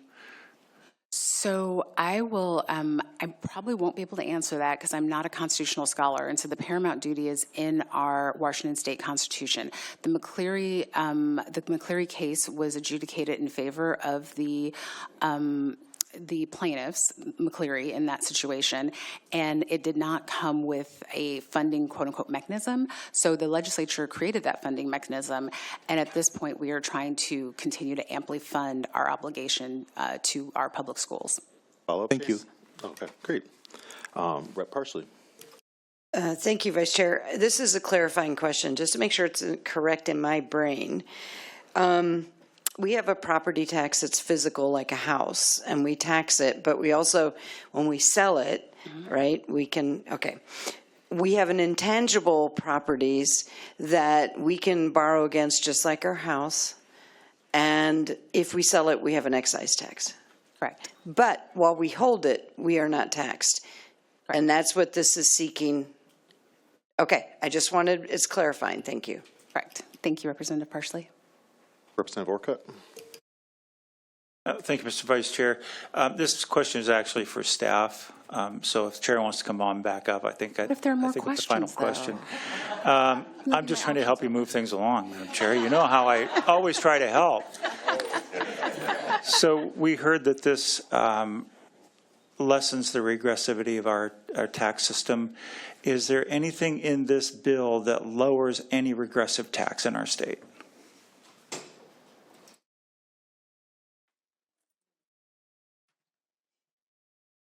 There's nothing in the bill that lowers any tax, no. Thank you so much. Thank you. Seeing one last question, Representative Jacobson.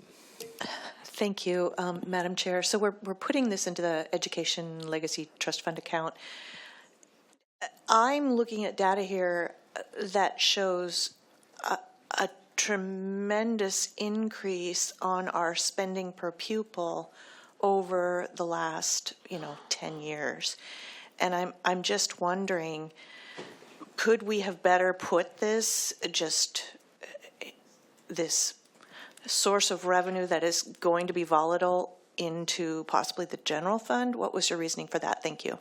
Yeah, thank you so much for that question. So it absolutely could have been put in the general fund, and it still could be via an amendment. But I will say I was very specific in putting it in the Education Legacy Trust account because, as you've noted, the per pupil amount has gone up over the last 10 years, but so have the cost. And we know just from we've heard in this committee that insurance prices are raising, different costs are going up, and those costs are going up for our schools as well.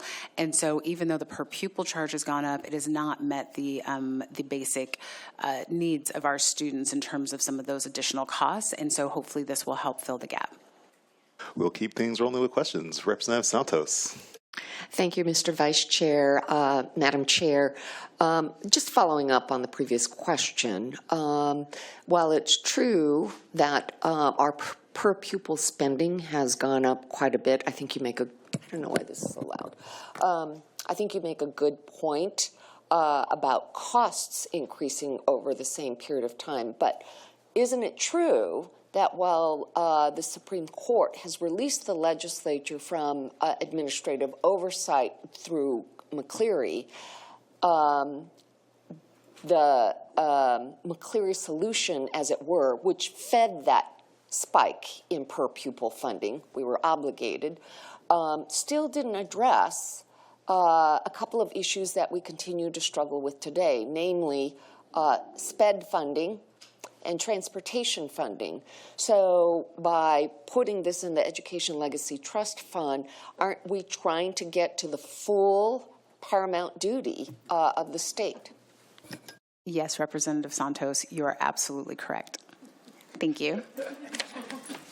Thank you so much. Seeing no further questions, thank you, Chair Berg. We will move to public testimony, starting with a remote panel with Ryan Watt, Paul Lawrence, and Brian Kirschner. They'll be followed by in-person testimony from Tim Iman and Dakota Manley. If you guys would like to come up and get seated, that would be great. And Jared Crow will also be on their panel, but remote. Ryan, if you'd like to proceed. Thank you. Good morning, Madam Chair and members of the committee, and thank you for the opportunity to testify. My name is Ryan Watt, and I'm the Executive Director of the Economic Opportunity Institute, which is a nonpartisan think tank based in Seattle since 1998. I'm here to testify in strong support of HB 2046, and I will speak fast because I have a baby sleeping in the other room. This tax is a practical, popular way to ensure the few thousand richest people in our state pay what they truly owe in order to help fund public education, healthcare, and other critical public programs, and so that we avoid balancing the budget on the backs of working people. This kind of tax is very popular. Washington voters overwhelmingly upheld the capital gains tax last November, and a recent survey showed that 66% of respondents supported a wealth tax. Despite the governor's comments on Tuesday, the people of this state didn't send him to Olympia to write a budget. They sent you. You have put a great deal of work into crafting this proposal in alignment with your values and the values of the voters who sent you here. And I encourage you to exercise your authority to say what the budget is and include this popular proposal in the package you sent to the governor's desk. Thank you. Thank you. Paul, please proceed. Good morning. My name is Paul Lawrence. I'm the Senior Litigation Partner at Pacifica Law Group and have litigated dozens of cases under the state constitution and speak in favor of the financial intangibles tax. As noted by your counsel, the legislature has broad authority and discretion both in creating a class of personal property to be taxed and in creating exemption to such a tax. The financial intangibles tax represents a constitutional exercise of the legislature's taxing authority. The focus of much of the discussion has been on the $50 million exemption. Whilst an exemption of that scope has not been directly addressed, the Supreme Court's prior decisions support the constitutionality of such an exemption. The Supreme Court has described approvingly exemptions defined by some characteristics of the property owner, including income-based exemptions and also exemptions adopted in the public interest. In short, the legislature has properly exercised its taxing power by creating a uniform tax in a way that addresses the need to raise revenue in a regressive tax structure. Thank you. Brian, please proceed. Good morning, Madam Chair and members of the committee. My name is Brian Kirschner, and I'm a tech worker testifying in support of House Bill 2046. Every day I go to work not only in exchange for a great comp package, but also with conviction that my work on AI will help change the world for the better. Our state is a global hub for talent and business infrastructure in generative AI, and we are on the verge of massive income and wealth gains from this technology. In fact, if my company's acquisition by a tech giant goes as planned, I'll be paying state capital gains taxes this year, which I'm proud to do. It would be a missed opportunity if we don't pass this bill so everyone benefits from these gains, not just those of us at the top. And to those who love the false argument, if you tax them, they will move, think about this. We'll be producing new millionaires faster than they can even consider moving away. Those of us who do this work will be pursuing their share of this multi-trillion-dollar AI opportunity rather than worrying about a new tax. So please, legislators, seize the day. Thank you. Thank you. Jared Crow is not online, so Lori Lane will be the third testifier in this next panel. Tim, please proceed. Tim Iman from Bellevue. This covet bill, jealousy bill, envy bill, whatever you want to call it, is really the holy grail. How can we just take everything you own in the world and bring it all to Washington? It just seems nuts to me. Jeff Bezos, gone. Ken Fisher, gone. They are just on their way out. Some of them are about it and saying, we're leaving because of the insanity of Washington, but some of them are just quietly leaving. But in this situation, you're talking about the government taking money away from the people who earned it and giving it to people who didn't. Now, successful people aren't just lucky. I mean, they took risks, they did sacrifices, and they're successful people because they know how to buy a plane ticket. They're able to leave this state. It is not rocket science. You do have Governor Ferguson saying he was deeply skeptical about this, yet you're pushing it anyway. Democrat mega donor Nick Hanauer, said it's absolutely nuts. I think everything you have in the world, I can't even imagine how this is legal. But thank you so anyway, much. Thank you for your consideration. Thank you. Before you proceed, Dakota, the following panel will be David Gamage, Salia Gartrell, and Sam McVitie. If you could please promote them, that would be great. Please proceed, David. Good morning, Chair Berg and members of the committee. For the record, my name is Dakota Manley with the Washington State Young Republicans, here declaring our opposition to House Bill 2046.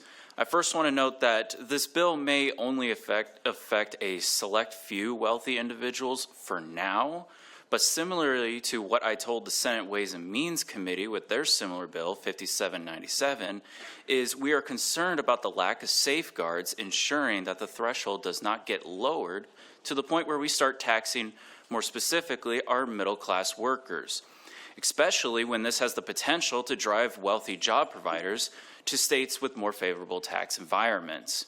Even the Olympian has reported that multiple mayors and Governor Ferguson are skeptical of these wealth taxes. So with this in mind, I urge you to oppose this bill. Thank you. Thank you. Lori, please proceed. Hi, can you hear me now? We can.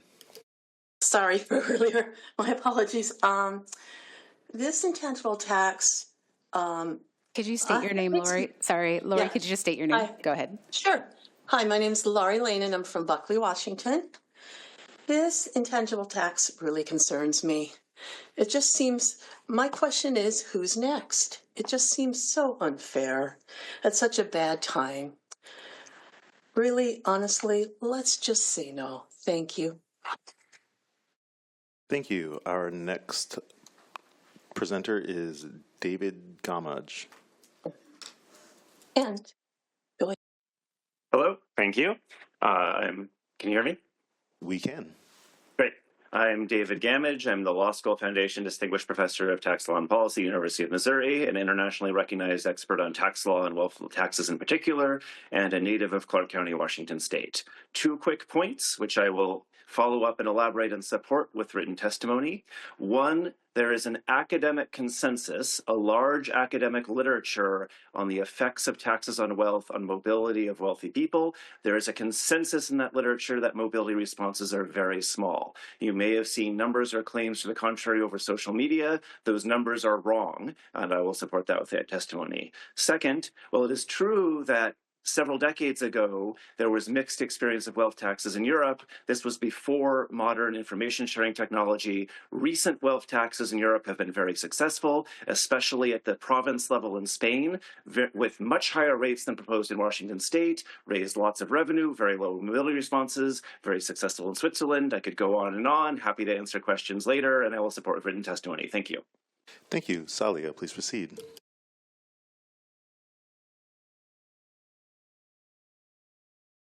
Hello, everybody.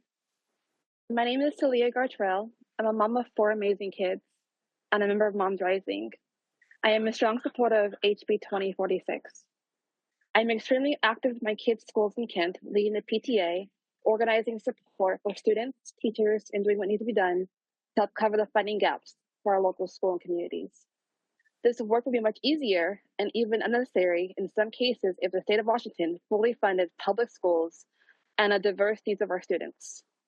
HB 2046 would ask extremely wealthy few people to pay a little more so that our students, our teachers, and schools can have the resources they need to thrive. Every child in the state deserves a world-class education that meets them exactly where they are. HB 2046 can meet that vision possible. I please urge your support. Thank you. Thank you. Before you go, Sam, It looks like Brandy Bills and George Henson are online for the next panel. If we could replace them with Jimmy Ranson and Douglas Patton, that'd be great. Sam, please proceed. Good morning, Madam Chair and members of the committee. My name is Sam McVitie, and I represent a wealthy household in favor of HB 2046. I moved to Seattle for a tech job with my husband. We've been living in Seattle for more than 15 years. In that time, we've engaged with community, including spending almost a decade on the board of communities and schools. Many of our friends have school-aged children, and so we've seen firsthand the importance of funding critical services like education. I want to see my community fully funded and have a society that works for everyone, where everyone has access to education.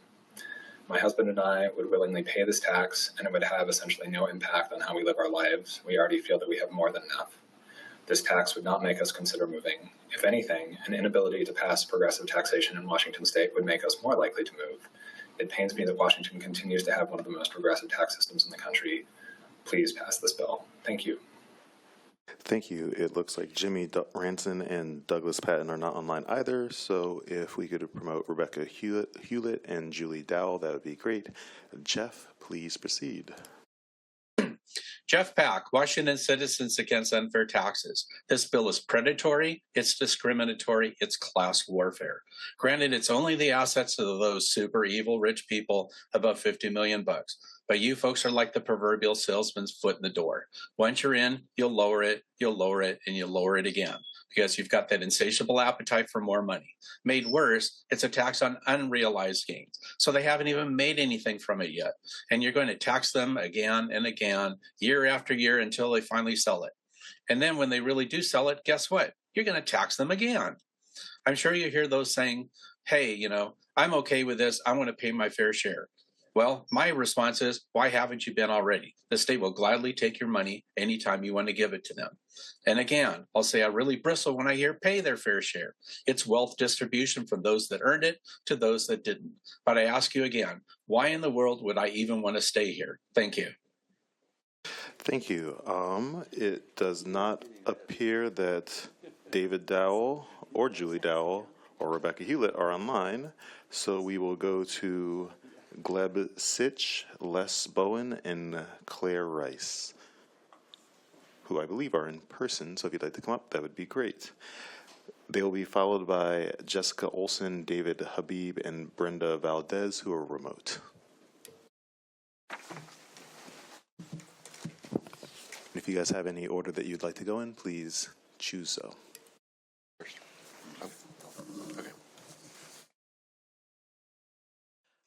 Good morning, Chair Berg and members of the committee. My name is Les Bowen. I'm here with the Washington Federation of State Employees. I'm a member of Local 443 and Council 28 and in support of House Bill 2046. As a state worker, I lead the testing and certification of Washington's voting systems, and I train elections personnel who work at the county level. I'm proud of my work in ensuring that our elections remain the most secure in the nation. Before I entered public service, I worked in the private sector, where rising healthcare costs, shrinking retirement benefits, and repeated layoffs uprooted my life. Public service provides me with stability, fair benefits, and job protections. Like many state employees, I earn less than I could in the private sector, but I choose this work because I believe in it. Now, some budget proposals would shift this state shortfall onto middle-class workers like myself, while corporations and billionaires continue to pay less, even though their wealth was built by workers like us. This bill would help level the tax burden, diversify revenue, and ensure a fairer system. I urge you to pass House Bill 2046. Thank you. Thank you, Chair Berg and members of the Finance Committee. My name is Gleb Sitch. I'm a medical student and member of Washington Physicians for Social Responsibility, speaking in support of House Bill 2046. I've completed clinical rotations in Olympia, Shelton, Aberdeen, and Chehalis. In each of these communities, I've worked with patients whose health is shaped long before they ever step into a hospital, by their job security, housing, and most of all, by their access to quality education. Education access is one of the strongest predictors of life expectancy and chronic disease. Studies show that greater access to quality education leads to longer, healthier lives, and that early childhood education and child care access are especially critical for setting children and families on a healthier path. House Bill 2046 could help sustainably fund our education system by asking the ultra-wealthy to contribute more fairly, and 2/3 of voters support taxing extreme wealth to fund the public good. This bill is an equitable step toward a healthier Washington. Thank you. Hello, Chair and members of the committee. My name is Claire Belfi-Rice. I am a proud SEIU 775 member and a CNA here in Olympia. I'm here today to urge you to pass House Bill 2046. It is time to ask people with over $50 million to pay what they truly owe in taxes because we cannot afford any more cuts to long-term care. We CNAs care for our residents every day, but with chronic short staffing, it's nearly impossible to give them the care they deserve. Imagine yourself as a resident, aging, dependent on care, maybe struggling with dementia. You need to be toileted every 2 hours, but with 11 residents per CNA, you're forced to wait in your own waste. Even if we skip our breaks, we can't keep up. Bed sores, UTIs, infections, these can quickly turn deadly.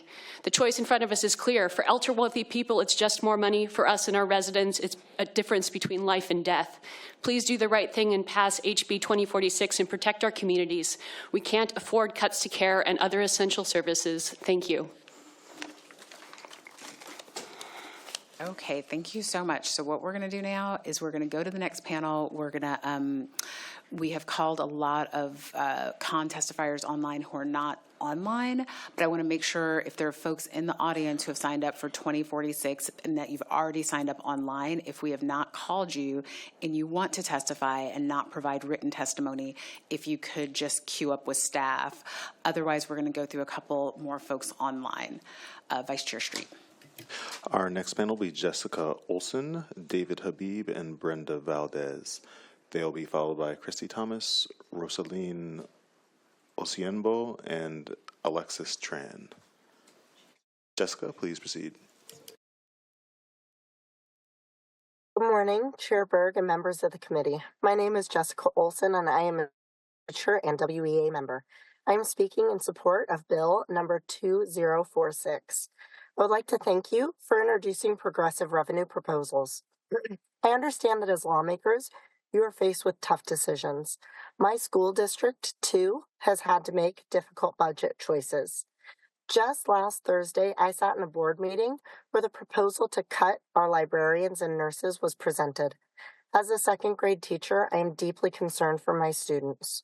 Our librarian has sparked a love for literacy in so many of my reluctant readers, and our nurse is saving the lives of our most vulnerable children.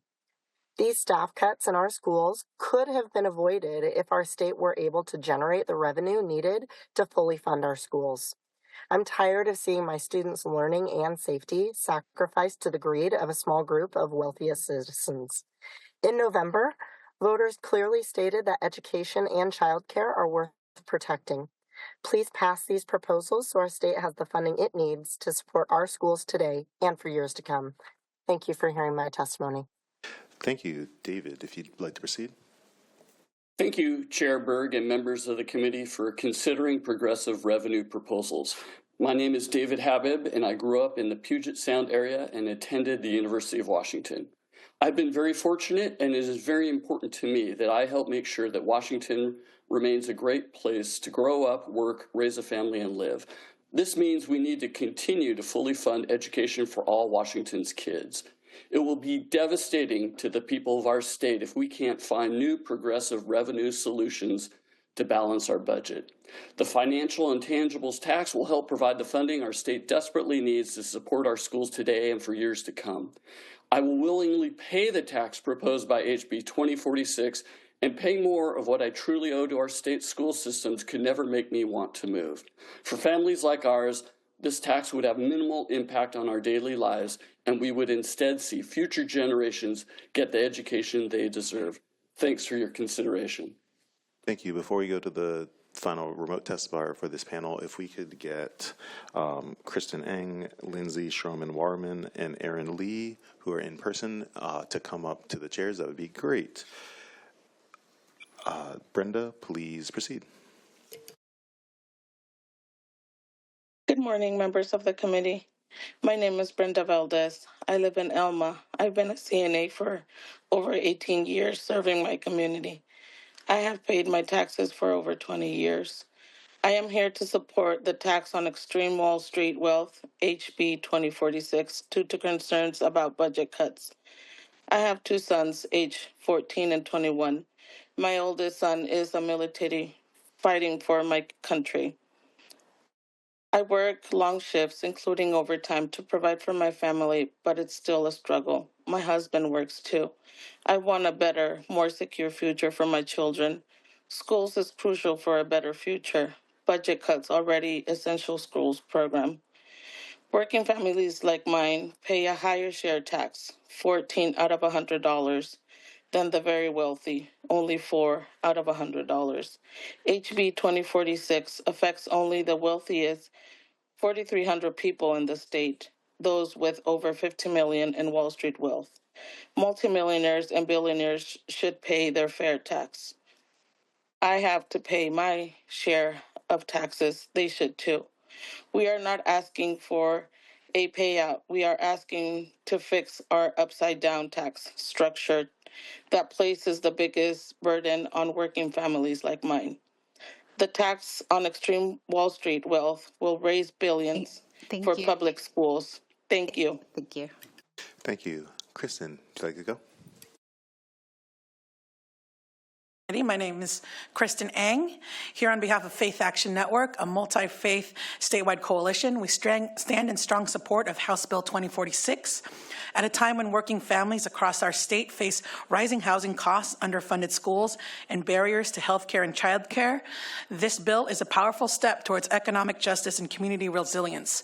Since the 80s, the U.S. has witnessed significant concentration of wealth, corporate profits, and CEO compensation. We now know trickle-down economics didn't work. House Bill 2046 proposes a modest tax of financial intangible assets exceeding $50 million. This measure affects only the wealthiest individuals and generates essential revenue for our state's educational system. It is reasonable and just to ask those who have benefited most from Washington's infrastructure, our labor force, Washington's investments and prosperity, to be responsible and contribute to our community in time of need. When making a decision, please ask who can bear the burden. Lastly, we cannot build a just and thriving Washington by balancing the budget on the backs of working families and those living in poverty. Thank you. Thank you. Lindsay, please proceed. Chair Berg and representatives, my name is Lindsay Sherman-Warren, testifying as a Port Angeles City Council member on behalf of the City of Port Angeles, was put in our legislative priorities an adequate and non-regressive tax structure, testifying in support. Let's talk about what the governor said on Tuesday. He didn't say the bill is dead, as some legislators are alleging to say now. Rather, he said he doesn't want to balance the budget on a new tax until it has been vetted through the courts. For the courts to reach the merits of this tax on billionaires and mega millionaires, there needs to first be a case or controversy, which requires plaintiffs who actually have to pay the tax. One of them needs to not want to pay what Department of Revenue says they owe to have standing to sue.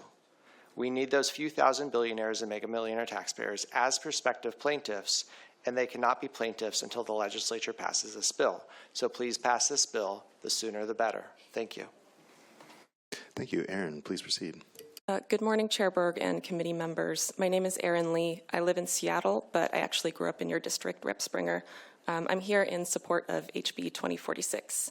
As a lifelong Washingtonian who attended public schools K through 12, I'm deeply grateful for the teachers who shaped me. I didn't realize it at the time, but it pains me now to think of those teachers struggling to afford to do the jobs they love and to manage excessive class sizes. I have a clear memory of a particularly rambunctious group of boys in an overstuffed classroom once bringing an overwhelmed teacher to tears. With rising costs and uncertainty around federal funding, our state urgently needs a tax code that is both fair and sustainable. Balancing the budget with cuts means layoffs, larger classes, and fewer opportunities for students. We can't continue to expect working families to carry more than our share of taxes that support the essential services and programs we all benefit from. So please invest in our schools, invest in our kids, and invest in Washington. I urge a yes vote. Thank you. Now we will go to remote testimony from Christy Thomas, Rosaline Osiendo, and Alexis Tran. Christy, please proceed. Good morning. My name is Christy Thomas, and I live in Redmond. I'm the mother of twin teenagers, which keeps me pretty busy. I'm also a substitute teacher, outdoors lover, and metastatic cancer patient. I support House Bill 2046. We all pay taxes so our state can provide appropriate funding for healthcare, schools, housing, and other social supports. But those taxes disproportionately hit low and middle-income households. The lowest income group pays almost 14% of their income in state and local taxes. Middle groups pay about 10%, while the top 1% pays only 4%. 2046 will increase equity in our tax system. It doesn't take from the rich to give to the poor. It merely asks the super rich to pay their fair share in taxes to support the education programs we all benefit from. For those lucky few whose investments exceed $50 million, it's more than fair they contribute a small portion of the increase to support the community. It won't reduce their wealth. I'm sure their portfolios return far more than 0.8%. I urge you to pass House Bill 2046. Thank you. Thank you. While we go through the remaining two remote testifiers, if Aaron Krasinski, Sumayo Lahari Gupta, and Lily Dearwater could come up in person, those will be our final in-person panel. Rosaline, please proceed. Good morning, Mr. Chair and members of the committee. My name is Rosaline Osinebo, and I've been a childcare provider in King County and now Pierce County for 17 years now. I strongly support HB 2046.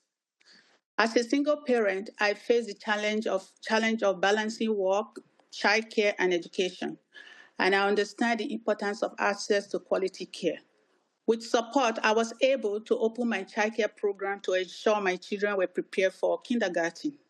Over the years, I have served many families in the King and Pierce County, most of whom rely on subsidy care due to their circumstances, whether as single parents, those working multiple jobs, or pursuing education. Many of the children in my care arrive hungry and rely on the meals we provide, which may be their only full meal of the day.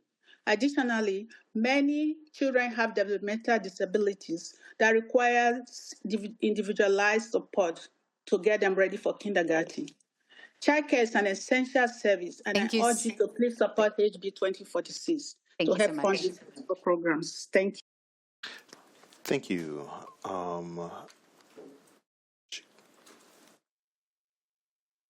Could our final remote testifier, Alexis Tran, please proceed. Good morning, Chair Berg and members of the committee. My name is Alexis Tran, and I am a 16-year-old junior at Lindbergh High School in Renton. I am here in support of HB 2046. We've always been told that a good education is the key to success. But if that's true, then why are schools constantly being asked to do more with less? At my school, with only 4 counselors for over 1,200 students, appointments take weeks, and we're left without support when we need it most.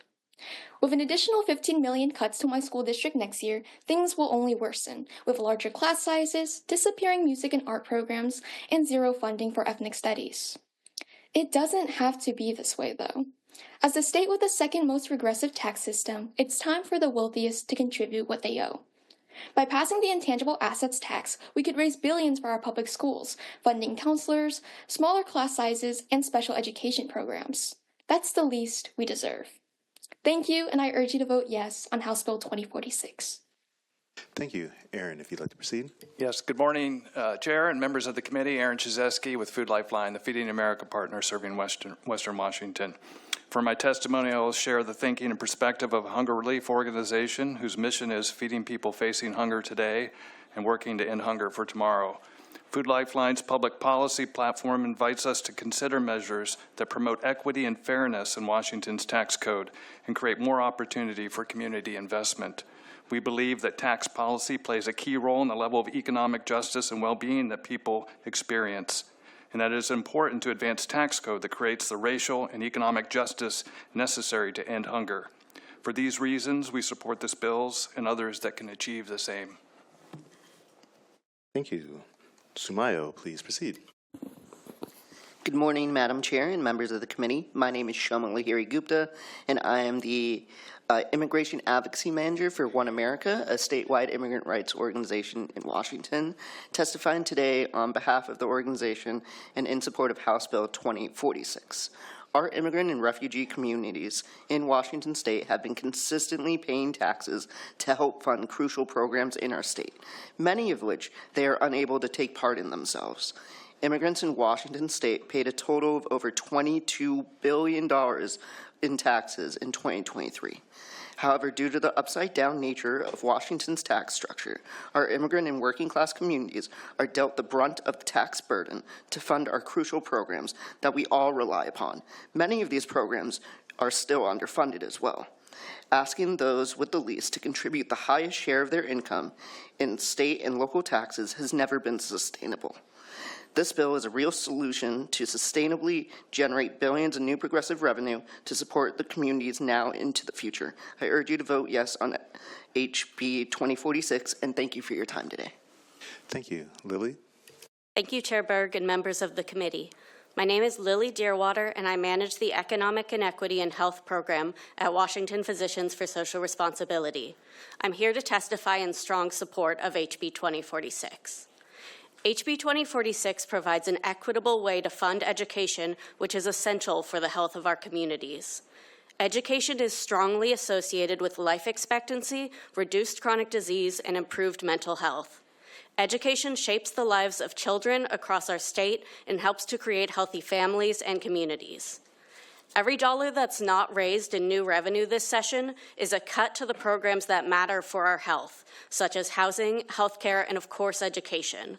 We need to pass progressive tax policies like HB 2046 to address our aggressive tax code and fully fund the programs that support the health of all Washingtonians. I urge you to pass this bill. Thank you so much. And that will conclude our testimony on HB 2046. I do want to let folks know, we did have other folks, oh, you can go ahead. I want to let folks know that there are some other folks online signed up to testify.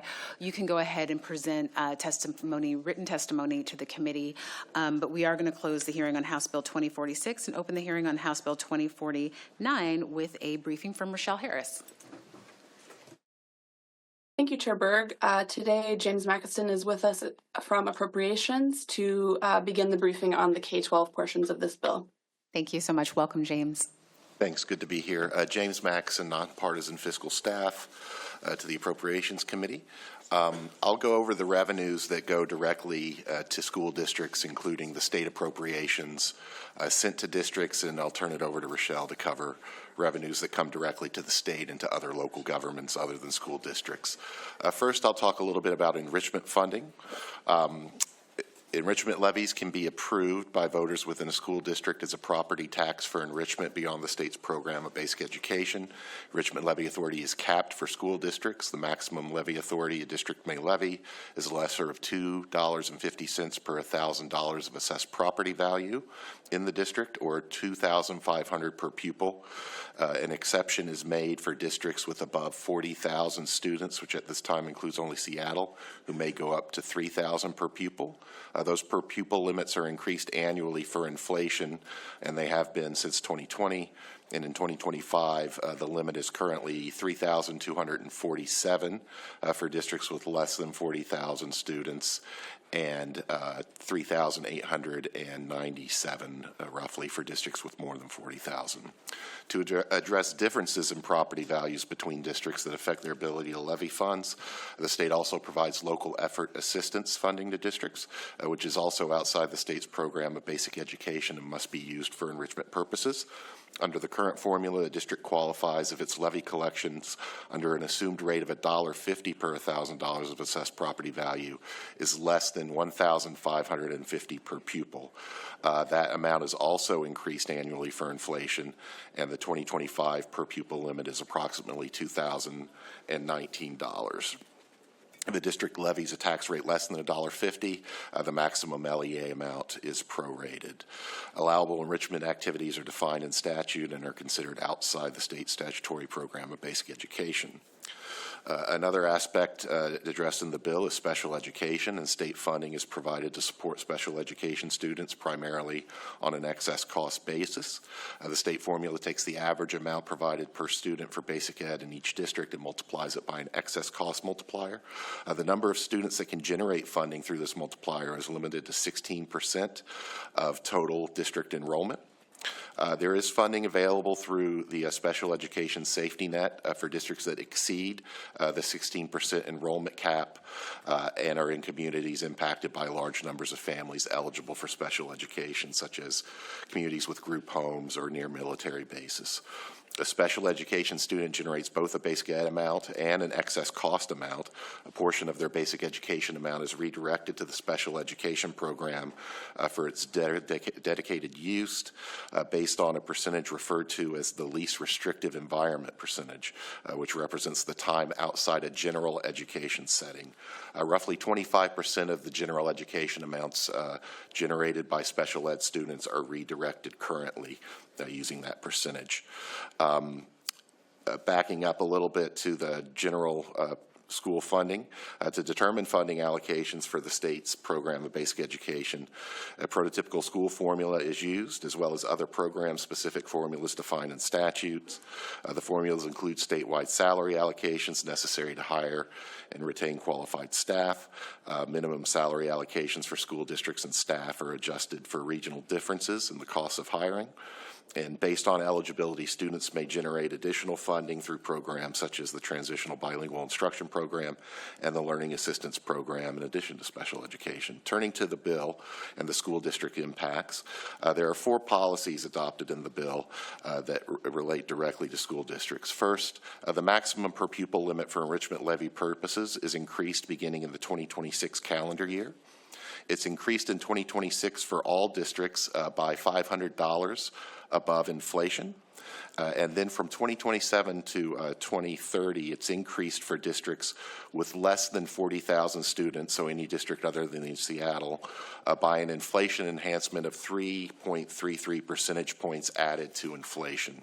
And in 2031, all districts are at a per pupil limit of $5,035, which will increase annually there from inflation. There is a fiscal note in the EBB. This will add approximately an estimated $130 to $150 million to local school district levy collections in the 25-27 biennium, and approximately $300 to $330 million over the 4-year outlook period, so this biennium and next.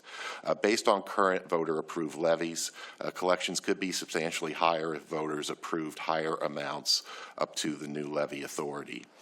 Second, local effort assistance is increased. The state local effort assistance threshold is increased in 2026 by an inflation enhancement of $200 per pupil, and again in 2027 by $300 more per pupil above inflation.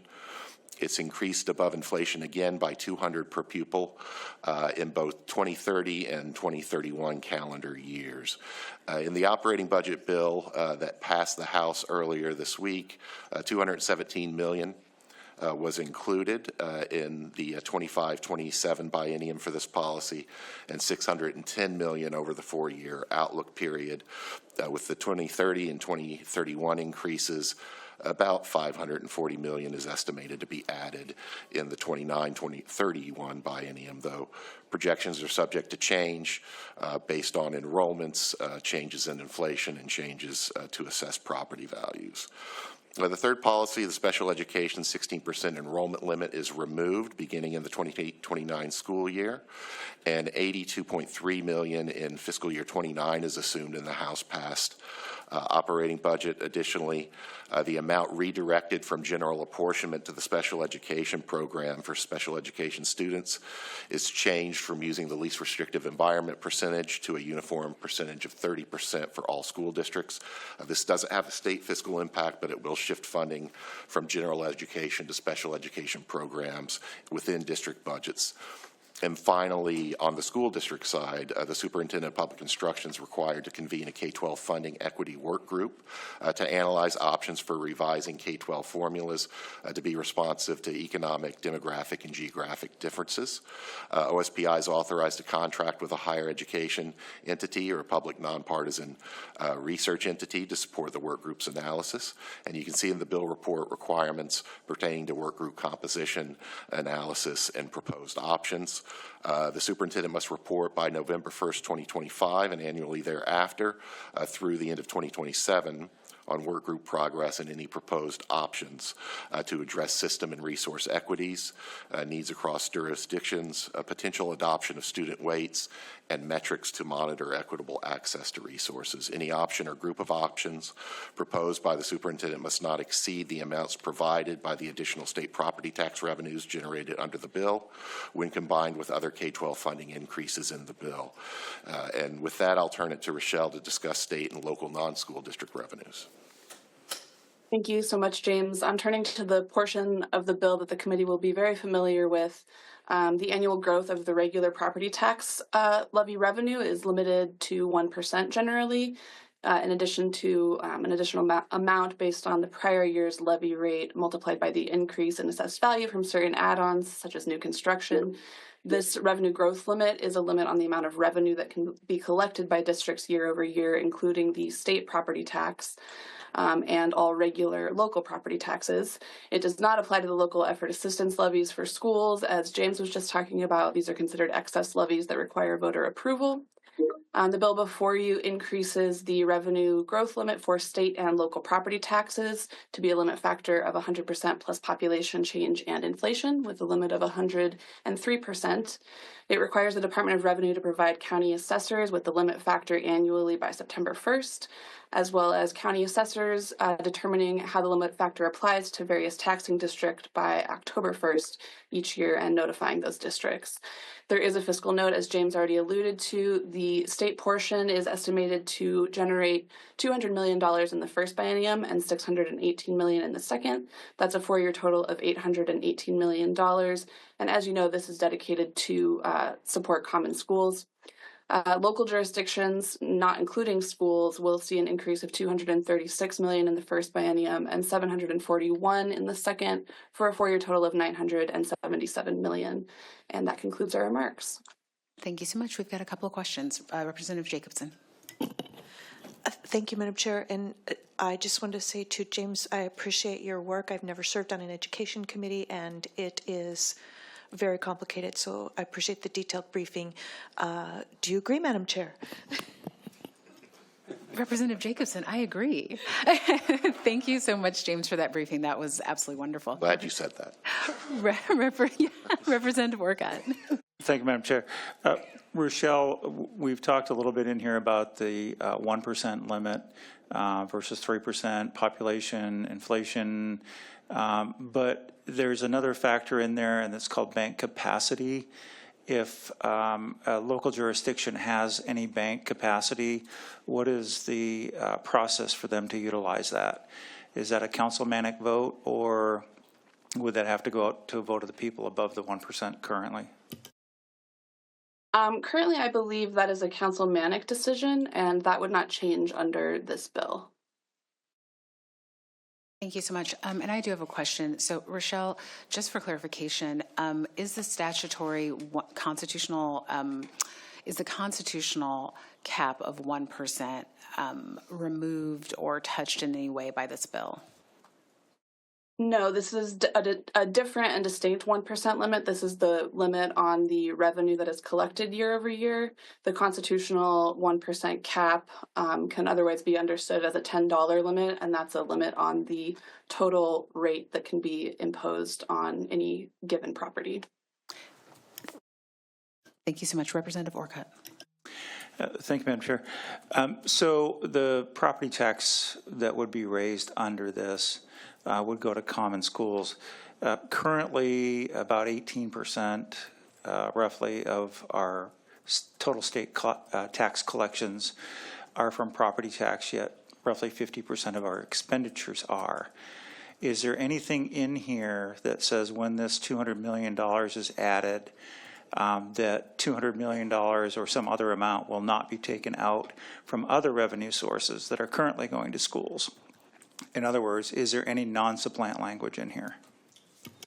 No, I don't believe there is. Thank you so much. Seeing no further questions, let's welcome our prime sponsor, Representative Berquist. Welcome to House Finance. Let's hear about your bill. Chair Berg, members of the committee, appreciate you all having me here today, and thank you for somehow letting me go last or towards the end. That was a lot of helpful sleep that I'm sorry you did not get. For the record, State Representative Steve Berquist, representing the 11th Legislative District, here today with kind of what I feel like is more of a fix to our historical lack of being able to keep up with just costs. When I was here almost 10 years ago, we had a McCleary ruling go and basically explain to us that we had to fully fund basic education. We had a bipartisan group at the time. The majority in the Senate and the majority in the House were not of the same party, came together, worked hard on an agreement on how we could fully fund basic education for our students. Part of that agreement was to uncap the state property tax so that we could keep up with inflation and keep up with those costs and meet our obligation. The issue with that is it was only a 4-year fix. And I think the understanding was we'd come back and continue to work on this issue. So those first 4 years, let's say we had about 12% inflation. We were able to keep up with that. We had 12% of an increase in state property tax. The last 4 years, so it was uncapped through 2021, if I'm not mistaken, and the last 4 years now, we've had close to 20% inflation. We've had the ability to only collect an additional 4% of state property tax. You can see where that chasm just keeps getting larger and larger. And so now, not only am I bringing this bill forward so we can dig out of that hole on the state property tax side, we're kind of too late to catch up, and we probably need to give those local school districts an option to also catch up. The local property tax also has the same issue, right? That entire last 8 years of 32% of inflationary growth, they've been able to collect 8%. We're just letting our communities fall behind. I'm guessing a lot of your communities, and certainly mine, have had to cut back on their public safety funding. These are the types of programs that I think we want to give our locals flexibility to be able to invest so that we can have communities that we want to live and work in and have our kids play in and have our kids go to school in. So I bring this before you today to basically be a fix that I think is a long time coming and something that I urge your support of. Thank you so much. We've got questions. Representative Orcutt. Thank you, Madam Chair. Representative, you mentioned that the limit was taken off of property taxes for a short period of time due to the McCleary fix. Was that just to keep up with inflation, as you indicated, or was that because there was a levy swap and we were now going to be taking some of the burden off of the local school districts, so we were taking on more burden on the state? Well, I think those are two separate pieces, right? The levy swap, we could do that one time, and then we could have kept it at that 1% growth, but I think there was an awareness that was probably not adequate to keep up with the growing costs and the needs of our students. Representative Chase. Thank you, Madam Chair. Representative Berquist, there are a lot of unmet needs in our state, and we still have a lot of wealthy people.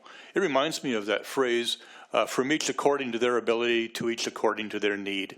Is that a good recipe for a strong and safe economy? Well, I'm looking at a state property tax bill, and from my perspective, if I'm a homeowner, I pay my property taxes.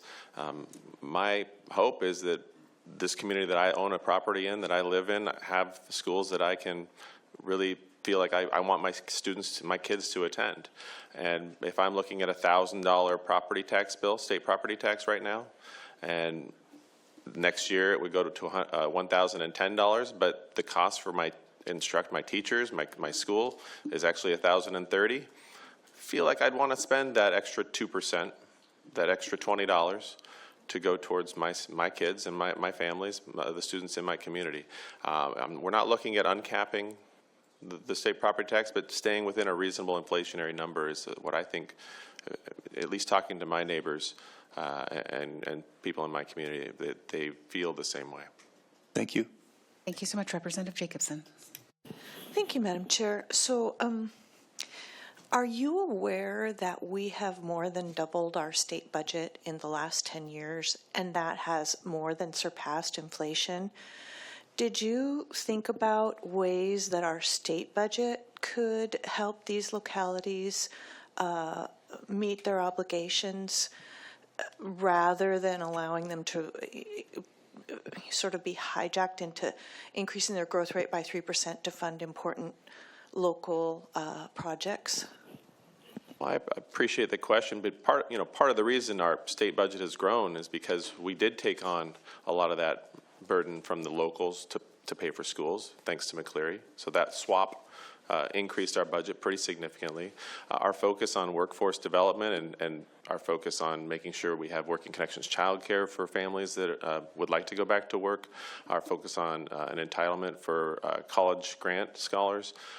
We had to, you need to grow the budget if you want our state to succeed. And I think we're doing that in a lot of smart ways, really investing in the future of our state. It definitely seems like these are positive investments, and that does grow our budget. I don't think that's a bad thing for our state. Thank you so much. Seeing no further questions, thank you, Representative Berquist. We're going to go to public testimony. Vice Chair Street. We will start with a remote testimony from Mayor Aucklander and Mayor Buxton. I believe Candace Bach is in person. Oh, and we might have one of the mayors in person. So if those who are here could come up, that would be great. Let's start with the in-person mayor, and then we can go to the remote mayor, and then Candace. They will be followed by Max Martin, Katie Beeson, and Jan Himmelbaugh. Good morning, Chair. Good morning, committee. Well, I also appreciated a little extra hour of sleep, so thank you. But I'm a little bit empathetic to all of you sitting without a break, so I wish I had a little cup of coffee for all of you. Anyway, my name is Traci Buxton. I am the mayor of the city of Des Moines, and I am also the president of Sound Cities Association, which is a collaborative group of 38 cities in King County that it's composed of 1 million people, and we work to create one voice. So I wanted to drive down here and be in person. This is how important this is to us. This represents a revenue stream that is capped and could eventually hamstring many cities. You know, we have to give COLAs, but we don't get one. And what this does is not automatic, right? What it does is it passes the privilege down to fellow elected officials in our municipalities. So what we're asking is the trust to be able to make this decision and be accountable to our citizens for this decision if we take this opportunity or not, and that we would be answerable to them. So we're asking you to give fellow electeds that privilege of that decision in our cities. Thank you. Mayor Yes. Aucklander, please proceed. Oh. Well, thank you, Chair Berg and members of the committee, and thank you to the bill sponsors. I'm Amy Okerlander, Mayor of Duval and the current Association of Washington Cities President. I am here on behalf of Washington's 281 cities and towns asking you to support House Bill 2489 and the modest revision to the outdated property tax cap. The outdated 1% cap has created a structural deficit for cities and towns that make it difficult to provide essential services like public safety and maintain streets and roads. We are close to reaching our fiscal cliff despite extraordinary efforts by many of our jurisdictions to manage our expenses and find other opportunities to maintain basic services. Revising the cap to tie it to inflation and population growth up to 3% is a more meaningful cap that will provide additional flexibility to help local elected officials fund these critical services. This proposal will not triple property taxes, but it will give local elected officials more options to fund the services our residents want and need. I urge you to pass this bill. Absent additional optional tools and authority, most cities will no longer be able to carry out statutory obligations in the near future under state law. So please support HB 2049. Thank you. Candace, please proceed. Oh, hold on, sorry. Go ahead, Candace, and then we're going to have some questions. Okay, thanks. First, thank you very much, Chair, members of the committee. Candace Bach, representing the Association of Washington Cities. Also want to express appreciation to the sponsors, Representative Berquist and Representative Paulette, for championing this. As you heard from the mayors, and you'll hear from other city officials, we're asking you to support this modest increase that ties the cap more closely to inflation and population growth. This is a more realistic approach to allow revenue to keep up with increasing costs. Lifting this cap will provide a crucial optional tool. As you've heard from the mayors, it placed the trust in their local elected officials. they are the ones who are making the decisions close to home. They'll represent their communities, what their communities need, and how best to pay for that. I've watched city officials over the last 20 years really work hard to scrape together solutions to fund what their communities need. Many of you have experiences as city council members, mayors, and you know that challenge. So again, what we're asking for is this modest increase, not a tripling, something that will allow local elected officials to make a choice for their community. Thank you. Thank you so much, Representative Penner.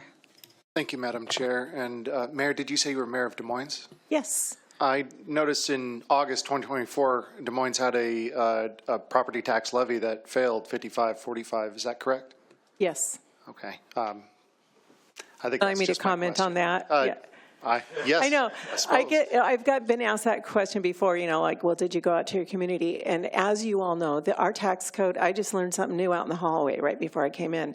It is so complicated. And I think when we go out to our citizens, and it is an accountability tool, right, that you put a cap and you make us go to the citizens to ask. But continually out on social media and even in our council chambers, people feel like we're breaking the rules. So we're breaking the law. It's like, this cap is here for a reason, and you're breaking the law by asking us. And you try and explain out on social media or even from the dais. It's very difficult. And so I understand the accountability part of going out to the people, but so that was really hard. And so, yeah, no, we didn't pass it. But we would use this revenue for public safety in our city. Mm-hmm. Thank you so much, Representative Orcutt. Thank you, Madam Chair. Ms. Bach, you have testified that localities need this money. Can you provide us with a list of state shared revenues that have been taken away or reduced over the last 10 or 15 years? I would be happy to provide the committee with that information. Thank you. Thank you so much, Representative Parsley. Thank you, Chair. I sort of have a question for each of you, if that's okay. Mayor, how do you explain 1% property cap to the average person in one sentence that is understandable? That's my point. Thank you. Sorry. Candace, how many cities in AWC are supporting this possible move? Do you know? That is an excellent question, Representative. AWC represents all 281 cities in our state. We recently asked city officials to sign on to a letter supporting this. We had over 130 city officials sign on to that letter representing, I want to say it was about close to 70 cities just on that sign-on letter. When we've surveyed our members over the years, there's a high percentage that indicate that this would be an important tool for them. Not necessarily something they will immediately use, but an important option. Thank you. Okay. Any further questions? Okay. Okay. Representative Jacobson. Sorry, Madam Chair, with your forbearance, possibly for Representative Parsley, I could say that the 1% property tax means that the property tax pool that is applied to all the eligible residences and other places in the taxing area cannot increase by more than 1% unless there's population growth and or new development. That's a long sentence, but it is there. Okay. But the standard citizen doesn't really understand. Anyway, go ahead. Point well made and point taken. So, thank you. Okay, thank you so much to this panel. Thank you for the committee for all the questions. And we will move on to the next one, Representative Street. We will have an in-person panel of Max Martin, Katie Beeson, and Jan Heimbaugh. They will be followed by Councilmember Lilliquist, Mayor Herbig, and Councilmember Walker, who I believe are online. If you three have an order that you would like to go in, please choose that. I'll just kick it off. Yeah, Chair Berg, Ranking Member Orcutt, members of the committee, for the record, Max Martin here on behalf of the Association of Washington Business in opposition to House Bill 2049.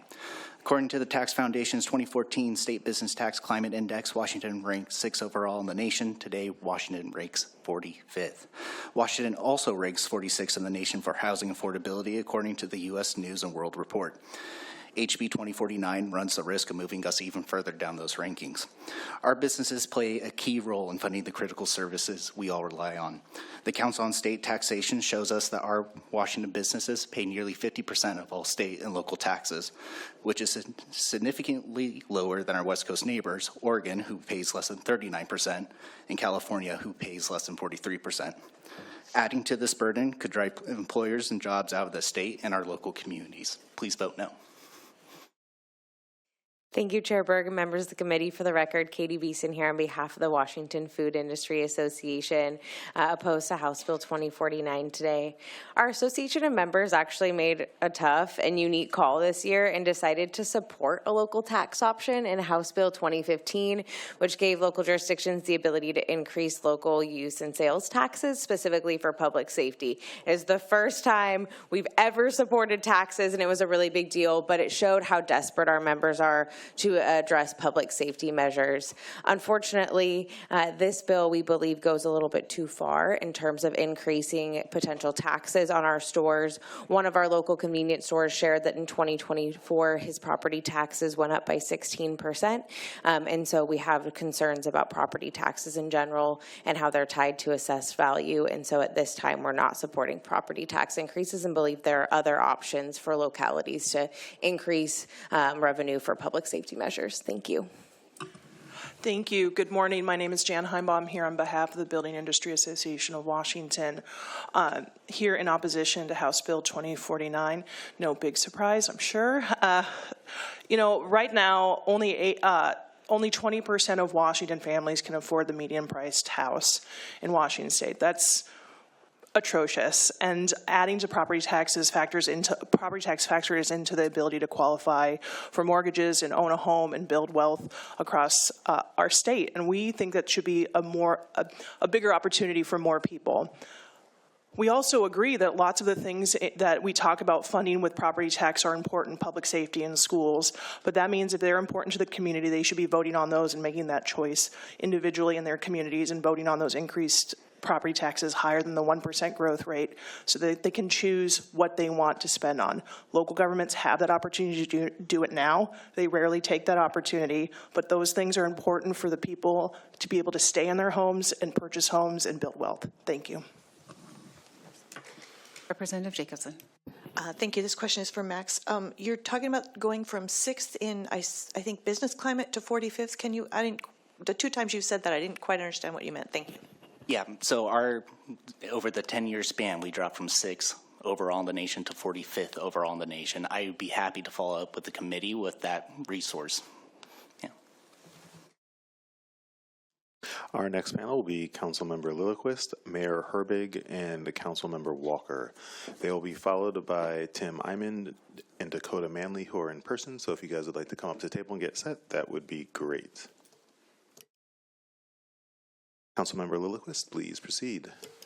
Thank you, Chair Berg, committee members. For the record, Michael Lilliquist, Bellingham City Council. Property tax revenue for my city has been falling behind inflation. Basic wages and benefits have grown at triple or quadruple the rate of property tax revenue. It's unsustainable. We're dipping into emergency reserves, cutting our budget, not filling vacancies, and holding off on hiring.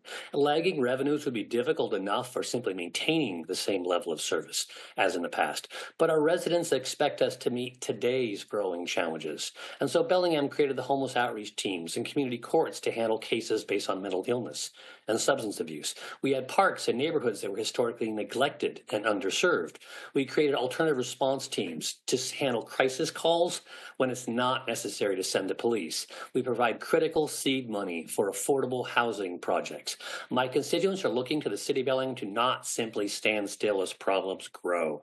The arbitrary 1% property tax makes this impossible without repeatedly turning to the legislature for new revenue authorities and for increased state support. Please vote in support of HB 2049. Thank you for listening to my comments. Mayor Herbig, please proceed.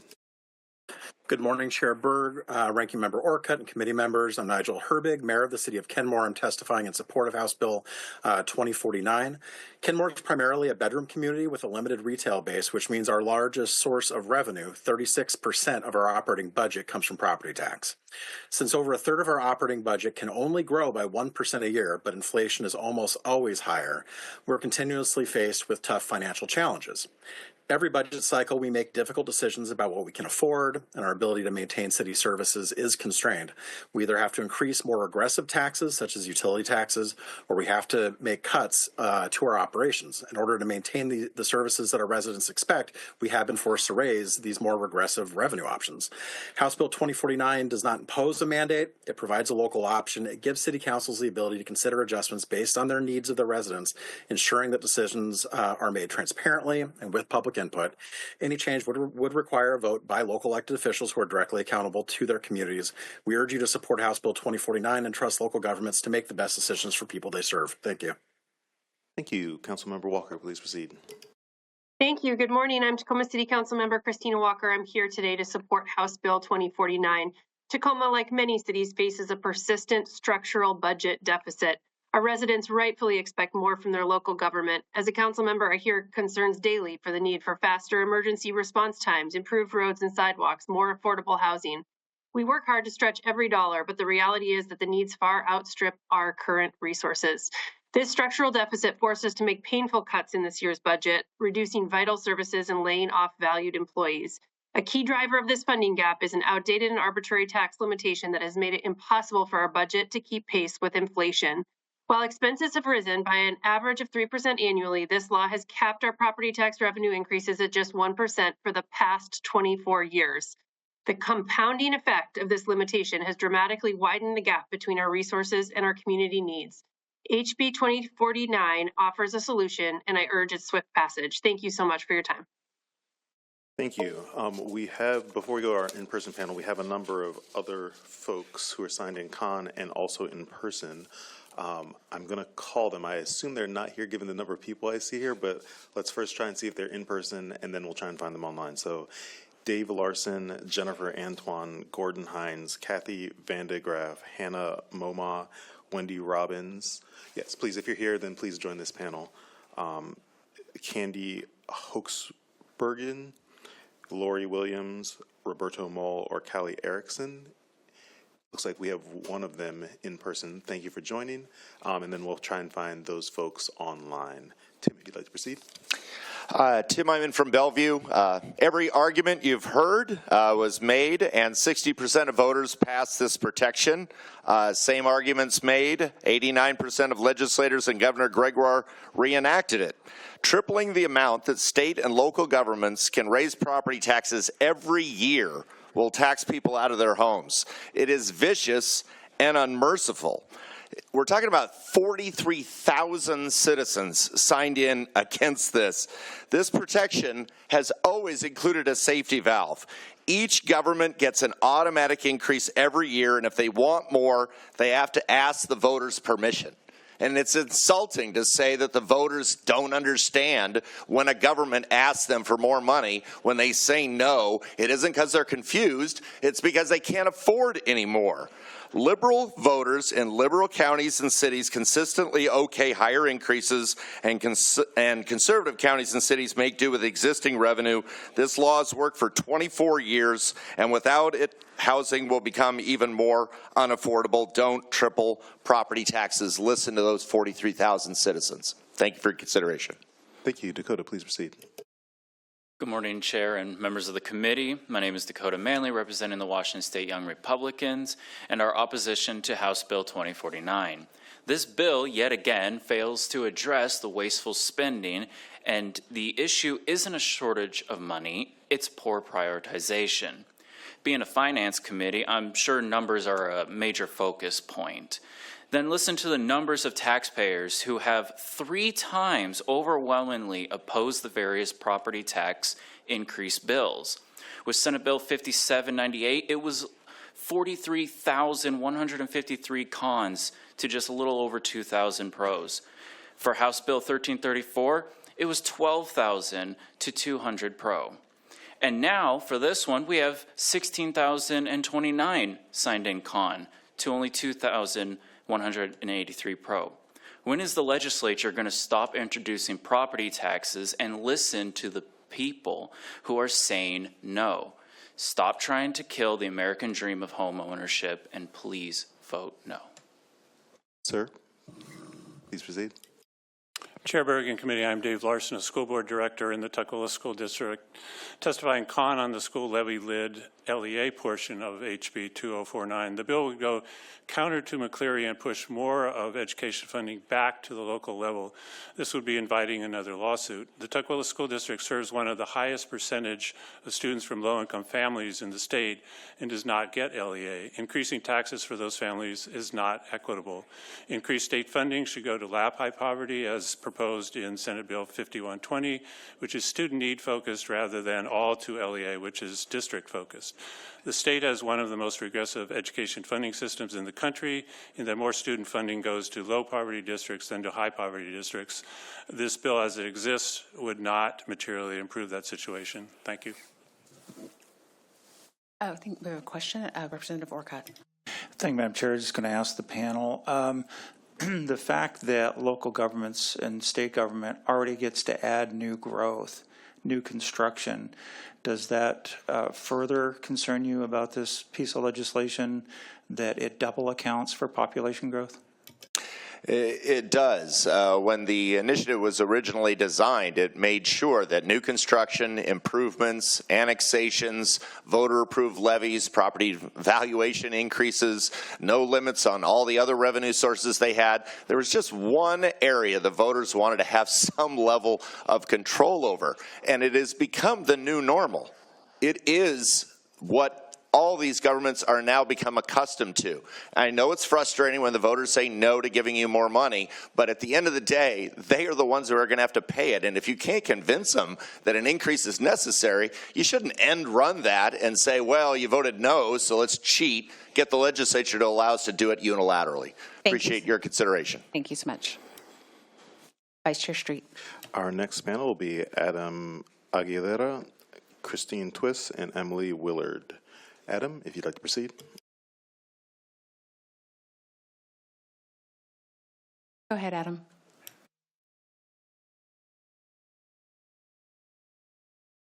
You can start testifying, Adam. Oh, sorry, now you're on mute. You were off mute. Yep. Okay, start talking. I think we can hear you. I'm sorry. There you go. Perfect. Nope. If you just keep talking, you're good. Okay, thank you. Sorry, I just had lost my notes real quick. Good morning, Chair Berg and members of the committee. I'm Adam Aguilera, a teacher in the Evergreen School District and member of the Washington Education Association. I urge your support for HB 2049. Washington is one of the worst regressive tax systems in the country, second only to Florida. Working families already pay their fair share, yet the wealthiest continue to benefit from a system that lets them off the hook. I appreciate your courage and leadership in taking steps to address this inequality. HB 2049 helps create a more just tax structure while investing in public education. It increases levy authority and boosts local effort assistance, ensuring students across all districts, especially those in high poverty school I teach in, receive the resources they need to succeed. Pass HB 2049 and let's build a stronger, more equitable future for Washington's communities. Thank you.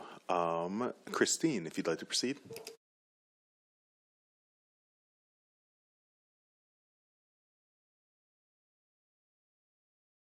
Hi, Chair Berg. For the record, my name is Christine Twiss. I'm an SEIU 925 member, and I work at Marysville School District. I'm here to support House Bill 2049. Our district is in binding conditions due to insufficient state funding and failing levies. When levies fail, student support and supervision positions are decreased and wages are frozen. School cafeterias, gyms, and playgrounds don't have adequate trained staff to supervise. For instance, at Allen Creek Elementary, there are 175 elementary kids with 2 adults to supervise during recess. In most of our schools, 150 children to 2 adults is pretty normal, unfortunately. If there is a fight or a medical issue or a kid goes running off school property, there aren't enough adults to intervene. We have unhoused and special needs students who arrive at school needing not just a meal, but a shower and clean laundry too. These are students who need more attention, but we don't have the staff to provide it. Please pass House Bill 2049. Thank you. Thank you, Emily. Yes, Emily, please proceed. Hi, my name is Emily Willard. I am a union shop steward and an investigator at King County Department of Public Defense. I am also a Pierce County property owner, and I'm in strong support of HB 2049. Public defense in Washington State is on the verge of collapse due to high caseloads.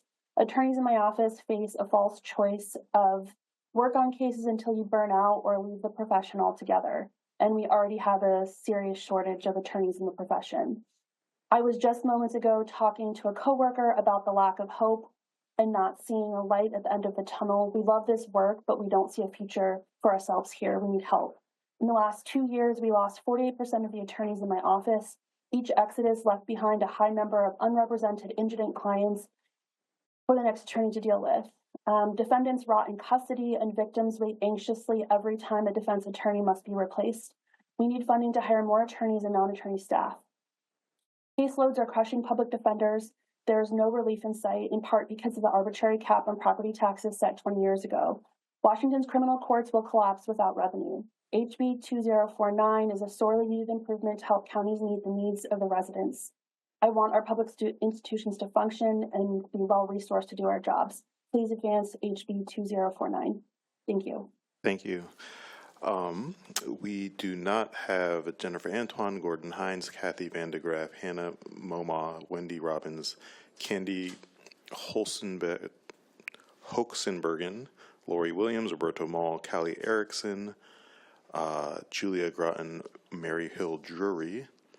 I believe Julia might be in person. If we get Julia, and is Mary Hull Drury in person? No, and Mackenzie Dar is not in person either. Oh, she's online? Okay, great. We have those two. We will continue finding people. Thank you. Thank you, members of the committee. I'm Julia Gorton here today on behalf of the Washington Hospitality Association, representing your local restaurants and lodging establishments. We are opposed to House Bill 2049 and ask that you not move the bill forward. The hospitality industry provides the spaces and places in communities for families, friends, and neighbors to connect. We cannot operate virtually, and we cannot move our physical premise out of state. Your local small businesses will be impacted by House Bill 2049, paying increased costs related to property tax as well as rent increases in order to operate our businesses. Hospitality businesses in your communities are already running out of options to utilize. Our menu prices are already 12% higher than the national average, and we run with 20% fewer staff per location compared to the national average. We're also operating fewer days, fewer hours already to make adjustments to operate in these economic challenging times. House Bill 2049 adds to the affordability issues for our industry, and we ask that you not move the bill forward. Thank you. Thank you. Mackenzie. Chair and members of the committee, my name is Mackenzie Dar, and I'm testifying today in opposition on behalf of NAIOP Washington State, the Commercial Real Estate Development Association. As a multifamily developer, I'm particularly concerned about how this bill will harm our ability to deliver sorely needed housing. Multifamily permit issuance has recently declined precipitously because developers cannot find financing for projects. Pipeline multifamily projects will be further delayed until rents have risen enough to offset the costs added by this bill, functionally passing higher taxes on to renters in the form of higher rents. Not only do increased property taxes drive up the cost of living for Washingtonians, but if projects are shelved, the state will see reduced sales tax collections on construction and reduced real estate excise tax collections. Localities will also face reduced impact fee and affordable housing fee collections. Real estate development is a key economic engine of our state, generating $4 billion in wages and supporting over 60,000 jobs for Washingtonians in 2024. This proposal threatens to derail that engine. Please vote no. Thank you. Thank you. Next panel will be Executive Sidhu, Executive Mello, and Commissioner Delvin. They will be followed by Jeff Pack, Lori Lane, and Daniel Longhofer. Executive Sidhu, please proceed. I believe Executive Sidhu and Mello are currently not online. I don't believe I see them in person either, so then let's go to Commissioner Delvin, please. Thank you, Chair and committee members. I'm Jerome Delvin, Benton County Commissioner.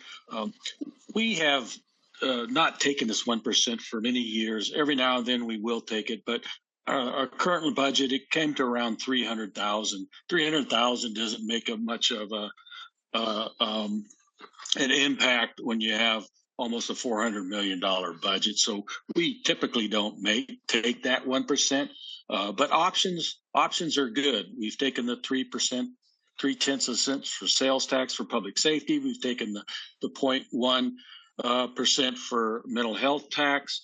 But options are good to have. I don't think our commission, our board would ever use this, but I know some counties are struggling and they're looking for ways to meet those demands that you've heard about, higher wages. We just make tough choices and continue that. But I just want to say options are good. Representative Orcutt mentioned about to ask the cities.